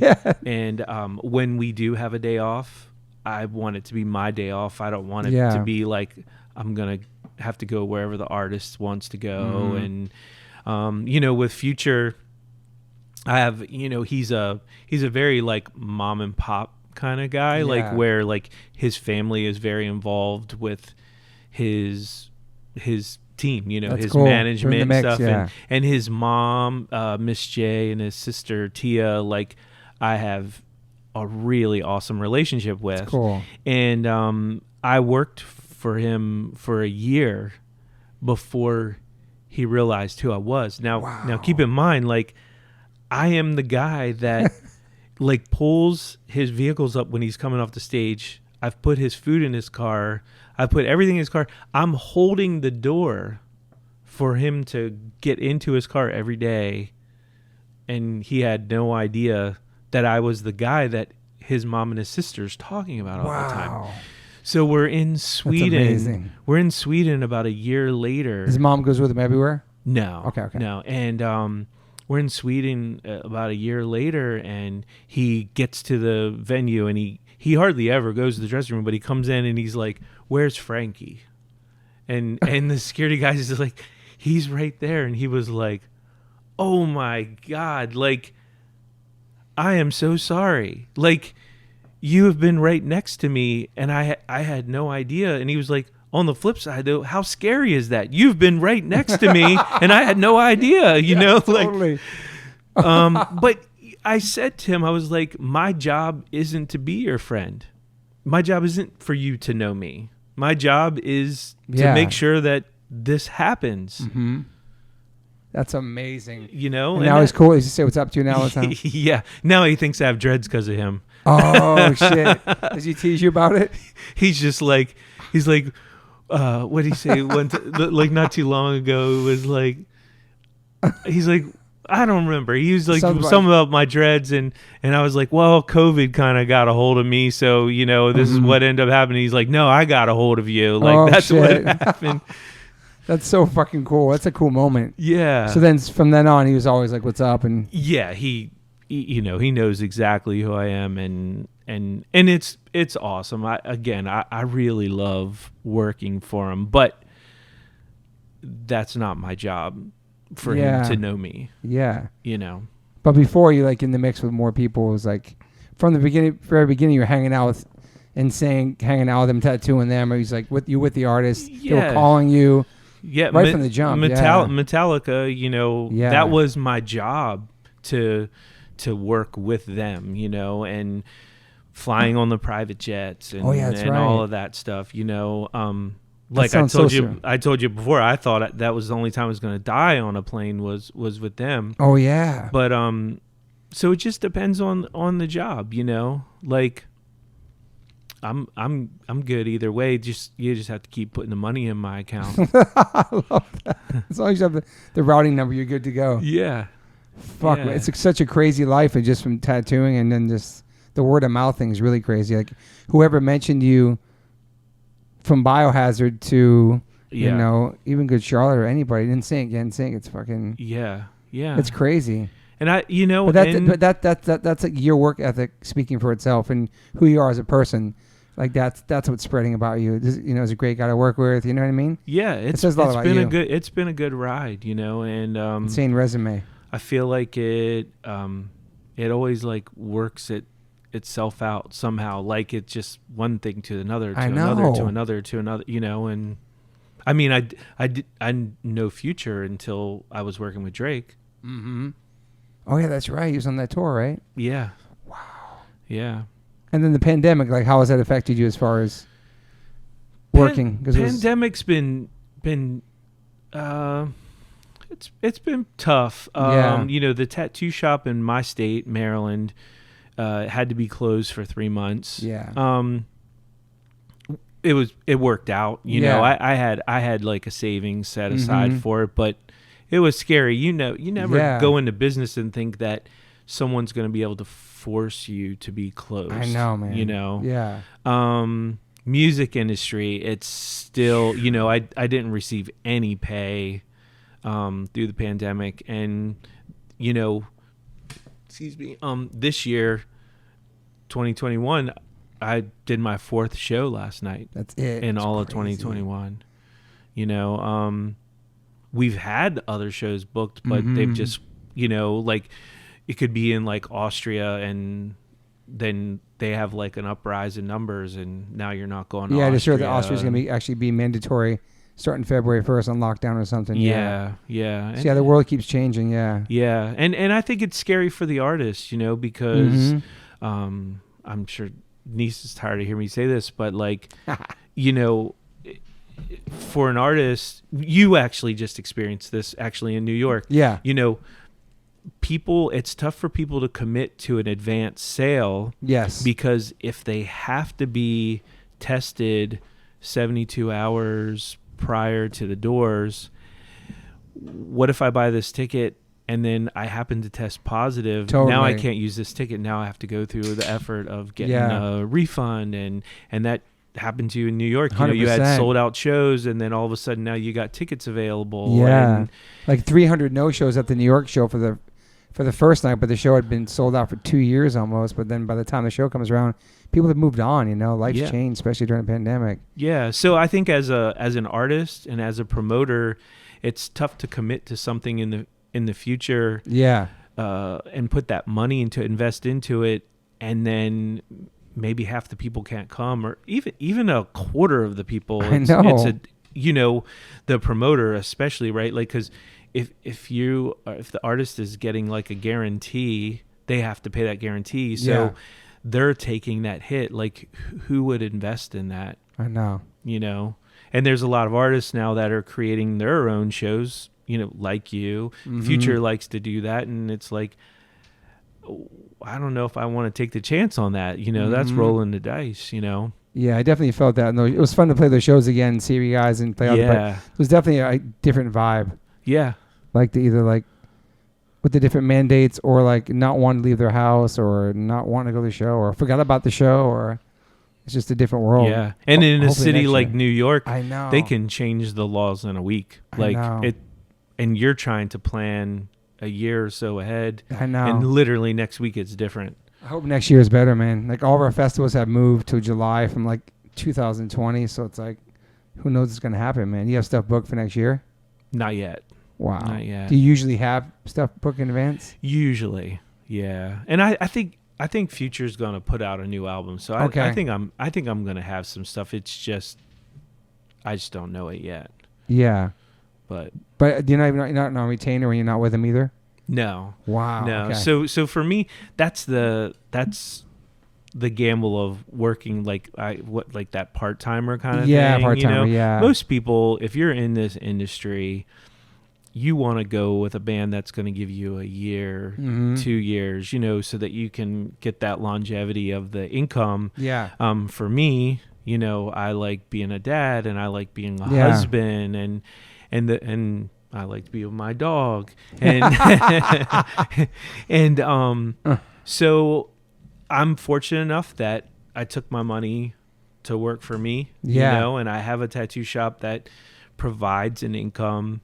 And I can do, 1 or 4 shows a month, and I'm okay with it. I like that because I really, really love the industry, but I do really love being with my family too.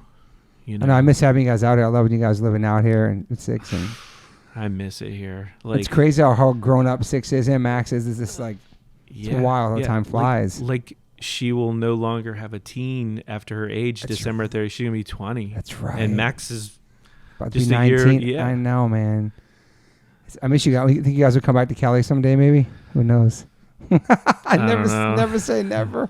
We're trying to make it where like we hate February in Maryland. Yeah. Because it's cold. So we're trying to set it up where at least like how people do like the snowbirds thing to Florida. Yeah. Is like try and stay in LA every February and just do like Airbnb or whatever to try and like soothe that feeling of love being here. But I do love when you send me those pictures of like your street with all like the fall leaves. It's so beautiful. I do miss that, man. Yeah. The season's changing. Yeah. It's all right. It's just here is just better. I know people that are listening to us probably are like, LA sucks, and there are a lot of things that suck about it, but true. But for me, it's the motivation that when I wake up here, I'm motivated. The weather's nice. It makes me want to do stuff. I know. Yeah. When we're in Maryland, if it's cold and gray, like you don't want to do anything. You leave your house, stay in bed, or just whatever. Yeah. Yeah. But you wake up in LA, you want to go hiking, it's sunny out, you want to go eat good. Yeah, so I think it's more expensive, but for me, the quality of life was so much better. Yeah. Yeah. What would be one of your favorite artists that you worked with? Are they all kind of equally? That I've worked with? Yeah. It's hard to just name like one. them all for different reasons, I can see that. I mean, even someone like I don't like country music. I mean, there's no secret. Well, yeah, Tim McGraw you with, right? But I really loved Tim McGraw. Faith Hill you with, yeah, that's right. He's a really great guy. Okay. And anyone that would ever get the chance to work with him, like you should work with him on any level, whether it would be road crew level, another artist getting to collaborate. I think there's like a new movie coming out that him and Faith are in, like a new movie, because he's he's done like Blind Side. Oh, that's right. It's a great movie. He's an awesome guy. Yeah, you've worked with all genres. Is there a genre you haven't worked with that you would like to? I can't see you like doing like a techno tour or some shit. No, Future sometimes gets on some of those EDM festivals, and I don't know. I mean, I don't have to listen to the music technically, but would you want to work for that and travel with that? Probably not, but I don't know. We have this ongoing joke, and I know this is gonna come back and bite me, like it always does. It always does. But like I'm a massive sports fan. I know. I want to get to you're a Michael Jordan obsession. Yes. I watch like every football game, like NFL, college. Like wow, I could have like 12 TVs and just like. That's cool. Like I would love to get on like a TV show with like Stephen A. Like like First Take on ESPN and debate about like last night's games and like. Dude, somebody saw you would not look like a football person. Oh, it's so man. crazy. Like I watch those guys in the morning and I'm like, I know exactly what my argument would be for that. Okay. You know what I mean? And I want them to have my take on it because a lot of times they're either sports analysts or they're ex, pros. Yeah, right? Yeah, totally. What about my perspective? Like I see it, I'm seeing it from a different view. You know what I mean? And I want to do that so bad. Really? Yeah. Go on there and talk about it. Yeah. But but this is so funny. This is so funny. So. Like Carrie Underwood. Do you like Carrie Underwood? I heard the name. I probably heard of her songs. You definitely know who she is. Yeah, like, American Idol winner. Yeah, okay. and she's massive. Okay. And again, no disrespect. Like she's an amazing singer, but I'm a very passionate football person, and she sings the theme song for Sunday Night Football. Okay. That's not what you want to hear before football. Like that doesn't get you fired up for the game, Carrie Underwood, right? Like, what would you prefer? If you could do it, I think it should either be rock or hip hop. Okay. Like think about like you and I, we've gone to Kings games before. Yeah, for sure. Have you ever heard a Carrie Underwood song ever in any point of that game when the play stops? No. You hear like Crazy Train or House of Pain, Jump Around. House of Pain. Something. Yeah. Right. You don't hear Carrie. Why? Because no one in there wants to hear that at that time. Yeah. Right? Like that's not what you're feeling. Like the fans are riled up and the team is riled up and it doesn't do it. So this bothers you. You want to speak upon it. It really bothers me. And you want to go on ESPN and I'm probably going to work for her one day. And I know that. You know what I mean? But it's no disrespect. But I hate it. And I just hate it. Like, yeah, I know. I think you really got to speak your piece. It's really passionate. Like every Sunday night, it kills me. Like kills your vibe. Kills me. And there's no disrespect. She's a great singer, but she's in the wrong place. Yeah. Maybe she's singing in front of like another kind of sport. I don't know. Golf. I don't know. Golf. No. Because sports, you're supposed to get fired up. I know. That's not firing up. And then your Michael Jordan obsession. I watched all that doc. I know nothing about basketball. Amazing. I love wearing Jordans to skate. I love the brand.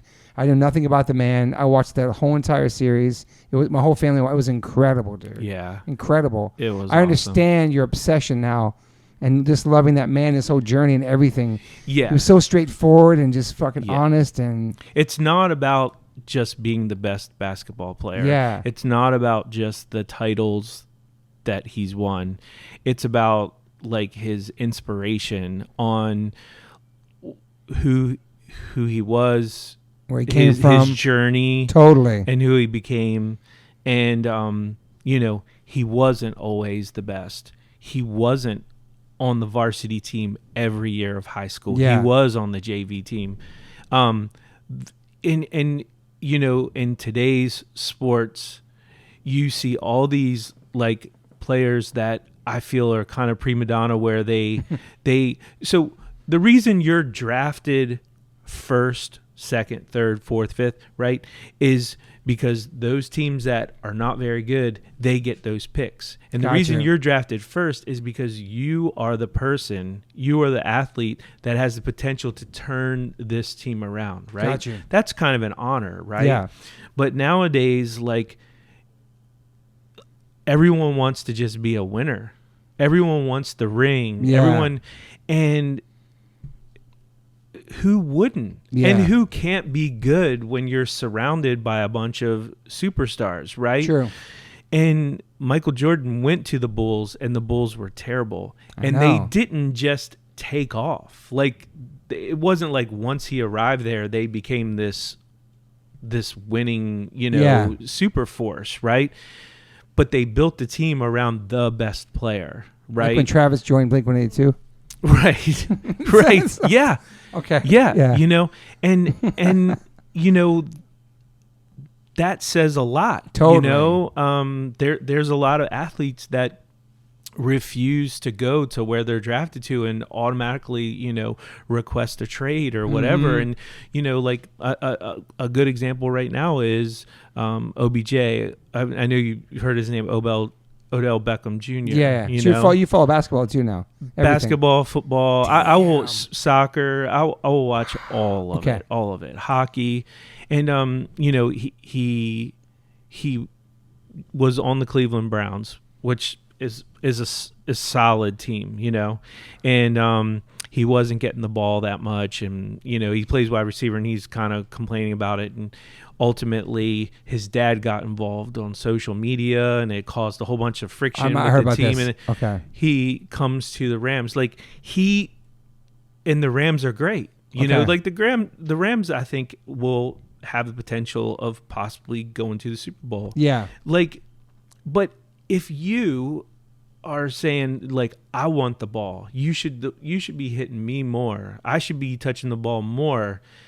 If you want to be that type of receiver, then you need to go to the teams that need you. Yeah. Why are we going to stack the Rams up? You know what I mean? Like who wouldn't want that? Like, play with the team and be a great and make the difference and win the ring because you're great. Yeah. That's what Michael Jordan did. And that's what inspired me about Michael Jordan is he is like my, I think life inspiration. And that being said, I never want to meet him for that reason. And I heard some things from people that I know who are, I don't want to say famous, but they're well known in the world, and they have met him, and it's not been a good experience. And they're people, yeah, it's crazy. So I wouldn't want to meet him either. Just don't want to catch him on that day. Yeah, you have a portrait of him too, right? Yeah, I have a tattoo. Yeah, I've got a tattoo portrait on him that I got like you had it for a long time. Early 90s. I remember seeing that long. Yeah. And then I have a bunch of 23s all over me. And you never want to meet him. I think that's kind of smart. Yeah, I never want to meet him. Have you heard things too about meeting him, catching him out? Like he's. I haven't really heard too much, but I like who he is in my head. Yeah. You know what I'm saying? And I want to keep it that way. I'm going to show you a video after. I don't know the person's name. It's a famous rapper that met him, and he totally herbed him. And the guy tells a story on YouTube, and it's really sad. I forgot who it was. Or 2 or 3 people that met him, like well-established hip-hop artists went him, and he was just like, wasn't having it. Yeah. So maybe he's just that kind of guy who's like, photos or a bad day. Yeah. An off day. Yeah. You've seen artists have bad days. I think us. Yeah. Like, I mean, there's just sometimes like humans. You're not feeling it. I know. And but he is a superhero. I mean, watching that doc series, he's incredible, man. And fuck. I mean, everything he does, I know. like baseball too. He excels, and he was just gambling in the back of the arena. He's doing the gambling thing, all that. Just so focused on everything, like yeah, and like all these guys now that are coming out, like that whole Scottie Pippen stuff, like complaining and all that. Oh, they did about the doc, right? Yeah. He now is releasing a book. Oh, okay. And he's like talking a bunch of smack in it. And shit! I didn't know. I thought those guys were super tight. Yeah. Yeah, exactly. Like I don't know. This day and age kind of sucks for that. Oh, like the platform, as good as the platforms can do good, the platforms are a lot of doing negativity. a lot of bad. I know the cancel you know? culture, just everything right now is just like, very like how could you just do that to like your legacy, the team legacy? Like you guys were like you were one of the greatest teams ever in NBA history. Yeah, it don't need to be personal. Like no, like no. go down in history like that. Yeah, it kind of ruined the And Jordan, of course, is not replying to a single bit of it. Of course, like, why would he? Yeah, it just tarnishes the whole thing, right? In a sense, yeah. It's crazy. And I loved Rodman in there. I love Pip. Yeah, I really felt for Pippen for some reason. I really loved him, and just because you heard these names, but didn't really watch what's going on. But it was incredible, man. And Pippen was super important. I know. I mean, what made them great is they all knew their part. Yeah, they played their part, their positions. Yeah. And they worked as a team and they worked as a unit. Yeah. And sometimes when you have too many great people and they don't want to play their role, it doesn't work because everybody can't have the ball. You know, you see that with the Lakers all the time. Yeah. They bring in these amazing teams, but they don't work like a machine because everybody is that guy. And then let's go to Metallica, who everybody plays their position. Everybody perfectly. plays their position. And it's amazing together. Yeah. You know? That's the way to do it. Yeah. Fuck, Frankie, this is a great pros. conversation. I do miss you in California, though, and I'm stoked everything's going good for you and the shop and everything and getting married, everything, you know? Yeah, I really miss being here. I know. Like, to be able to be here for these couple extra days is really awesome. Even though it's cold and fucking rainy, but... We've hit like all the old spots. Yeah. Oh, you went to Venice and all that stuff? And that's tomorrow. But Okay. like I've hit Salt and Straw. I've got some ice cream. Salt and Straw, yeah. In and out. Yeah. I asked you this question last time. Was one of the last questions. You consider yourself an optimist or pessimist? But she wasn't here to witness this, so... I think last time too. You said realist, maybe? Or I think last time too I told you I was Positively negative. Has that changed since then? It's better. Oh, it's better. Yeah, Okay. Yeah. I'm pretty positive. I think I'm pretty positive. Yeah, for me, you've always given I'm off always good positive. energy, always smiling, Yeah. always laughing, good energy. Yeah. I mean, you have a pretty fucking amazing life. You live by your own rules. You're your own boss in a sense. You fucking, you know what I mean? I know it's been your own shop. I care. I think that's the stress. You can still have dreads, and you dress like we always dressed. Yeah. We don't have to dress up for work or nothing. We made our own lives, and yeah, we're 50 years old and still look like we tattooed. were like 12. Still wearing bands, getting tattooed. Yeah. but we created that for ourselves, though. That's pretty amazing, man. And it works. Like Yeah. you're not walking around and someone is looking and is like, something's really out of place about this guy. It's who you are. Mm-hmm. You know? Yeah, and I think that's what definitely the punk rock and the skateboard and that culture really Yeah. embedded in us as young people, you know? Yeah. And now we live that way. So you're a realist or you're positive? You're always positive? I think I'm always positive for the most part, and I'm definitely a realist. I can see you being a realist, yeah. I'm a realist. Yeah. Sometimes like the devil's advocate realist. Okay. I can see that. Because sometimes people like your employees or your That's kid. right, you have employees, that's or right. your kid Your or whatever. kid. Like You have a good kid, though. they can say what they want and they can address things and they're entitled to that. But at the end of the day, if this is really what's happening, you can't deny that. True. No, that's true. Yeah. Sometimes it is what it is. Yeah. We're very lucky we have good kids, man. Shout out to the kids, man. I agree. Staying out of trouble, just I like so agree. focused. I mean, Six is like a focused woman. She's doing the journalism, right? She did something for, was it New York Post, New York Times? What was that? The She New wrote York some- Times. Yeah, man, Or yeah. no, it was the Daily News. the Washington Square. Washington It Square was still News, awesome though, but she covered the first night of New York Fashion yeah, Week. that's right. Yeah. Well, she's always been focused since she was a kid, man. Yeah, this line called Markarian. Okay. That was the line that at the Rainbow Room. Have you ever been there at Rockefeller? No, I've been Rainbow Room here. There's a Rainbow Room in the Rock. It's like the 68th or 69th but not this kind of floor. Rainbow Room. No. Okay, no, different one. no. That's where it was. Okay. Yeah, it was great. It was a great experience for us. It was the first time like writing something and they're like, in 2 hours you have to have it back to us. Damn. And publish it. And I'm so worried about the whole leaving the nest syndrome, man. The empty nest thing. It's fucking tripping me out. Yeah, man. it's weird. I mean, because I'm a stepdad too. I know. So we have two almost 20-year-olds. She's out too. So Caden's at the College of Charleston. Fuck. So then it's like, this is one thing I'm looking forward to. Then it's you two. Then this is you two again. Or it was never like that. You always had your kids. So for me and Moon, we met before we had kids. So now it's just me and her again. Then we have like a empty house. I'm just kind of tripping on it. I don't know why. I think you'll like it. Yeah, I've been telling Max, I'm like, Billie Eilish lives at home. She's fucking 19. Like, just chill out. Yeah. You have to look like another year at least. You know what I mean? Yeah, I'll put you in the garage. But like, do you, as much as you like being around them? Yeah. Right. But aren't you excited to like see what he's gonna become? Totally. I know it's gonna be easy, and then me and Moon have time for each other and all that stuff. And yeah, like it's exciting. I really like that. I really like when they're at school and they don't live in dorms. They have apartments. That's so they're paying their rents and all that stuff. It's crazy, bro. Right. And there is things that they're experiencing where they're having to make real life adult decisions. Yeah, that's true. And all that. And it's really cool to see their take on it. Yeah. And like they haven't even started their career. You know what I mean? Yeah. They're just these things. And I like that. I think that's exciting. Especially in New York too. That's like a city where you spent time in. Obviously I lived there. Just like when I hung out a couple of months ago, you guys were there and she was there, like where she lives, what area, and then like going to school there. It's just like, and holy she's shit. training different places. I know, and dude. Like, it's such a young city vibe too. I noticed. I felt like really old in New York last time I went. I just felt like this is not my city anymore. Obviously it's not. It's been 20 years, but just a young group. It's just a whole young energy, man. yeah. It's crazy, man. The Lower East Side and just the areas we were staying at are so different. Yeah.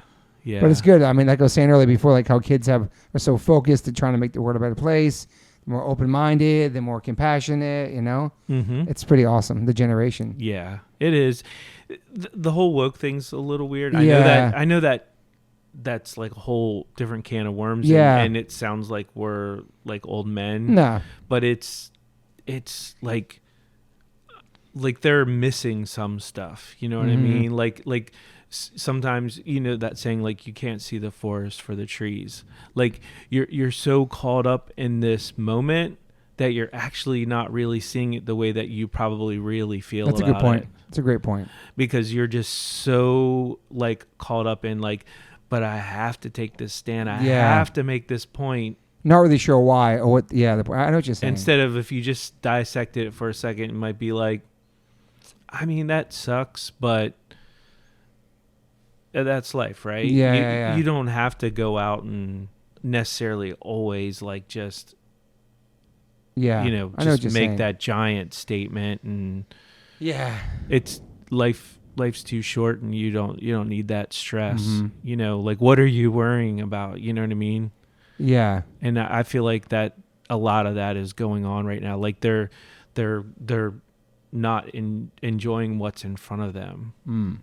That's a good point. It's such a different time where obviously we're older and we were wild kids as well, and we did all kinds of stuff like that, protesting and fighting against Nazi skinheads and all this shit, and we did it a different way, I guess, Yeah. But I know what you're saying, though. Yeah, but and our parents were probably saying like the same thing, Totally. So why are you listening to that music? You have long and why hair. do you look that way? Totally. And, isn't it crazy we become our parents in a sense with that kind of shit? Yeah. Fuck, man. Yeah. It is crazy.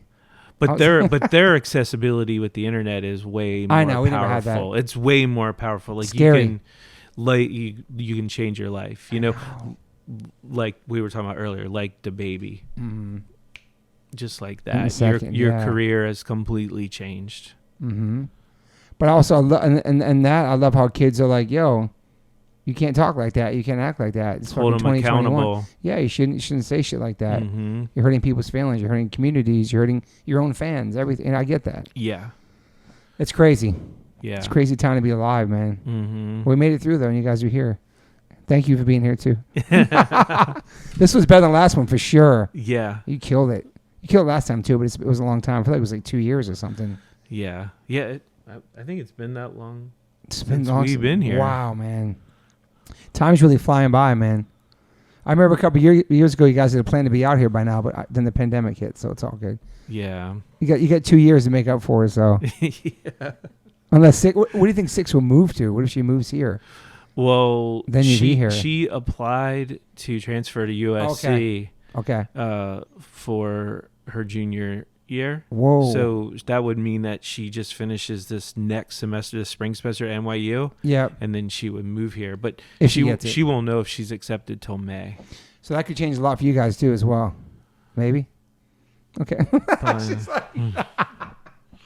We're visiting more then, I guess.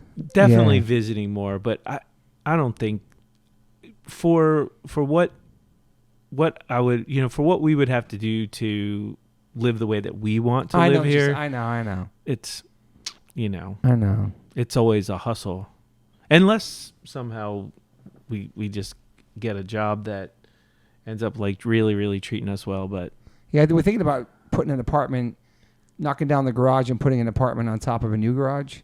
So maybe there'll be a spot for you or something. Yeah. We're really going to build something out there for sure. Yeah. We're kind of sick of like B&B'd or something. Yeah. You know? Yeah. We've actually Airbnb'd a few guest houses out here. Out here, yeah. Someday. Well, thank you, Frankie Orange, for being there. How can people find you? So it's Orange Tattoo Company on Instagram, correct? Mm-hmm. And then it's just Frankie Orange on Instagram. Yeah. And anything you're working on now, they can buy prints or merch from your shop and stuff like that, or? Yeah, the shop has a website with a store that's got T-shirts, stickers, whatever we're doing at the time. Would you ever tattoo your face? I don't think so, but is that crazy? You can't give a straight answer on that. Yeah, like I sometimes I see things that I'm like, I kind of like that, and then I'm like, but I think that if I woke up and look in the mirror at it, I might be like, oh my God, like. I know. It depends what it is, though. It could be small and subtle. Yeah. I thought about like a little half moon for my wife. Thought about that recently. Yeah. And I was like, nah, she'll kill me. I always tease Denise about getting a tattoo on her temple, and I think deep down I think about a temple tattoo. Like a pretty big size one? Or? No, just something on your temple. Oh, yeah. But I don't know. Man. We came this far without him, though. I know. Fucking 50, bro. We're still talking about that. It's crazy. Well, more importantly, we're 50 and we're like, should I? I don't know if I should do that. I know, like, it could fuck up my career or something. It's a job stopper. Oh, my God. Like, we all have all this shit on. Isn't that so fucking weird? Where we should be, like, we're 50. Like, I can do that now. I could do that right now. Yeah, but it's that mentality about how we started when nobody had that stuff. Yeah. It's like one neck tattoo in the 80s. You're like, oh, my God. And then so many people have it. You're like, well, I know. I don't know if I look forward to it as much. I like the shocking aspect of having tattoos when we had them in the 90s, early 90s and stuff. Yeah. Now it's just like so normal. Like going back to those videos we were talking about, like those people were heavily tattooed. Mm-hmm. You didn't see that everywhere. No. Was it like Andrea or whatever, right? Like, wasn't she like covering all those guys? Yeah, man. But then like the TV tattoo shows, all that stuff, which I think is great because it helped out all my friends' tattoo shops. For me, I see it only as a positive. Like it made it more acceptable and it wasn't just criminals and military and degenerates. Yeah. It was like the housewives of Beverly Hills getting tattooed. You know what I'm saying? Like the TV shows made it so normal that it helped all the tattoo shops. Maybe hurt them in a sense because everybody wanted to be a tattoo artist at that point. But for me, it looks like a positive. It looked like a positive for me. Yeah. You felt the effects of that? I think it was a positive. I think that it opened a lot of people's eyes to be interested in tattoos that were too intimidated to go into a tattoo shop. Yeah. I think the only downside is that this has nothing to do with the tattooers on the shows. It's the fact that because of how they edit the shows, the drama, people would think that they could get a back piece in a day. Oh, okay. They come in and they're like, so I was thinking about getting this all over my whole back. and you're like, well, it's going to take multiple sessions and it's going to cost this much. And, when the way they edit the show, it looks like you came in and said, hey, I'd like to get this. And they're like, sort of like this, Yeah, here's the drawing, false sense of reality of the tattoo. Yeah. But that's not the tattooer's fault. I mean, you got to fit this in a 30-minute or a 60-minute segment, Yeah. So I think that if that's the only negative, that's, Totally. I didn't like the competition TV shows. I just watched Ink Masters for the first time. It came up on you. I've never seen it before. Yeah, I wasn't feeling it. It's not my vibe. Yeah, that's no diss to the show that people on about. It just wasn't my vibe. Yeah, just that, like,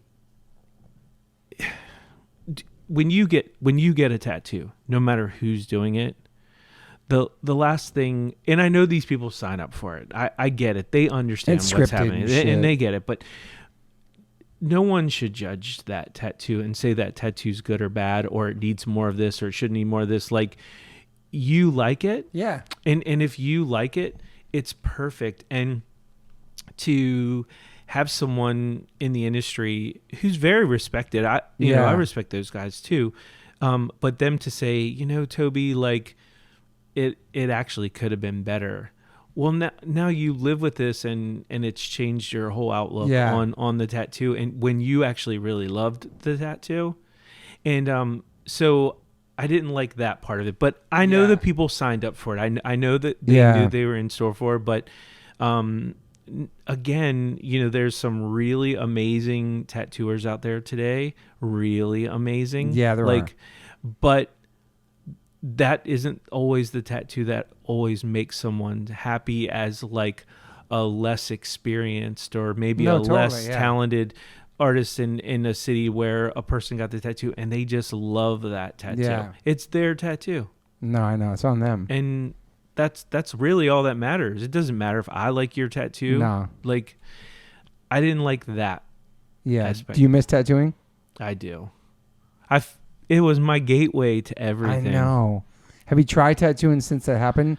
Didn't you tattoo somebody? I actually tattooed her. did. Yeah, and it came out rough or no? It's not even that it comes out rough. It's you're now fighting your mind because you're anticipating, like, trying to see, like, is this going to happen? Is it? So now you're not committing to, like, these nice long lines. I know. I would love a tattoo because you're just from you. like, Maybe one day you can tattoo me, like an orange on me or something. I'm serious. Yeah. I don't care how long it takes or whatever.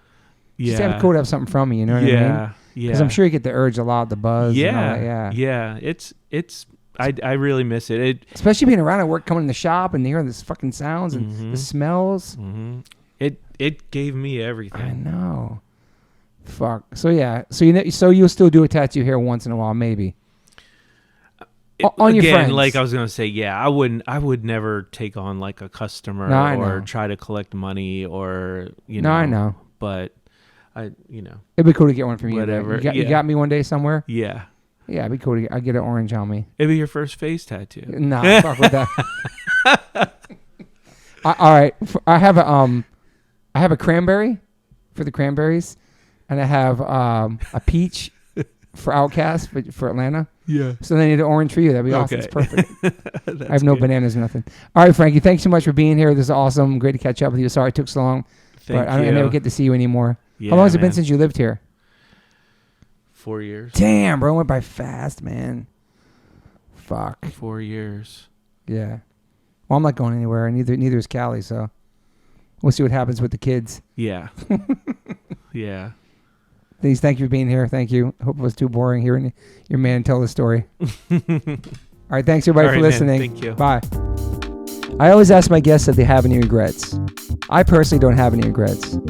Even when it comes to my tattoos, I have the silliest tattoos. Even my ET on my leg, it's still a childhood memory for me, and I love it. I've had tattoos on top of tattoos strictly because I wanted more tattoos. I started getting tattoos when I was 18. I'm 52 now, and I can't stop. I've had laser treatment before on something on my arm. It's 4 tattoos on top of each other.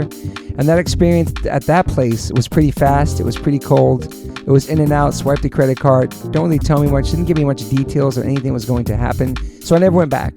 So as of most recently, I'm so lucky enough to have had 2 sessions at Removery Tattoo Removal. My tattoo on my arm that looks like a big black blob is now super light. I've had 2 sessions. I have a long road ahead of me. None of this stuff happens overnight. You cannot take a tattoo up in one sitting. You have to be patient. and it's painful. They ice you up.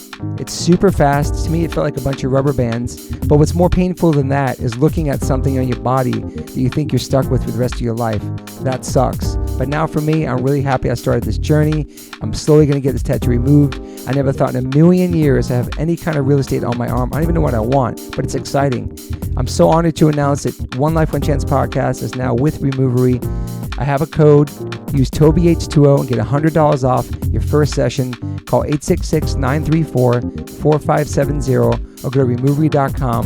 One of the most experienced tattoo removal companies in the world. Over 600,000 removal treatments done. 100 locations. US, Canada, and Australia.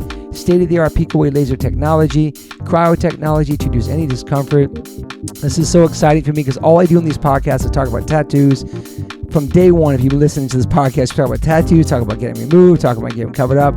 So this is such a perfect fit for me. Once again, go to removery.com or call 866-934-4570. Use my code TobyH20 and get $100 off. These guys are located everywhere. Try it out.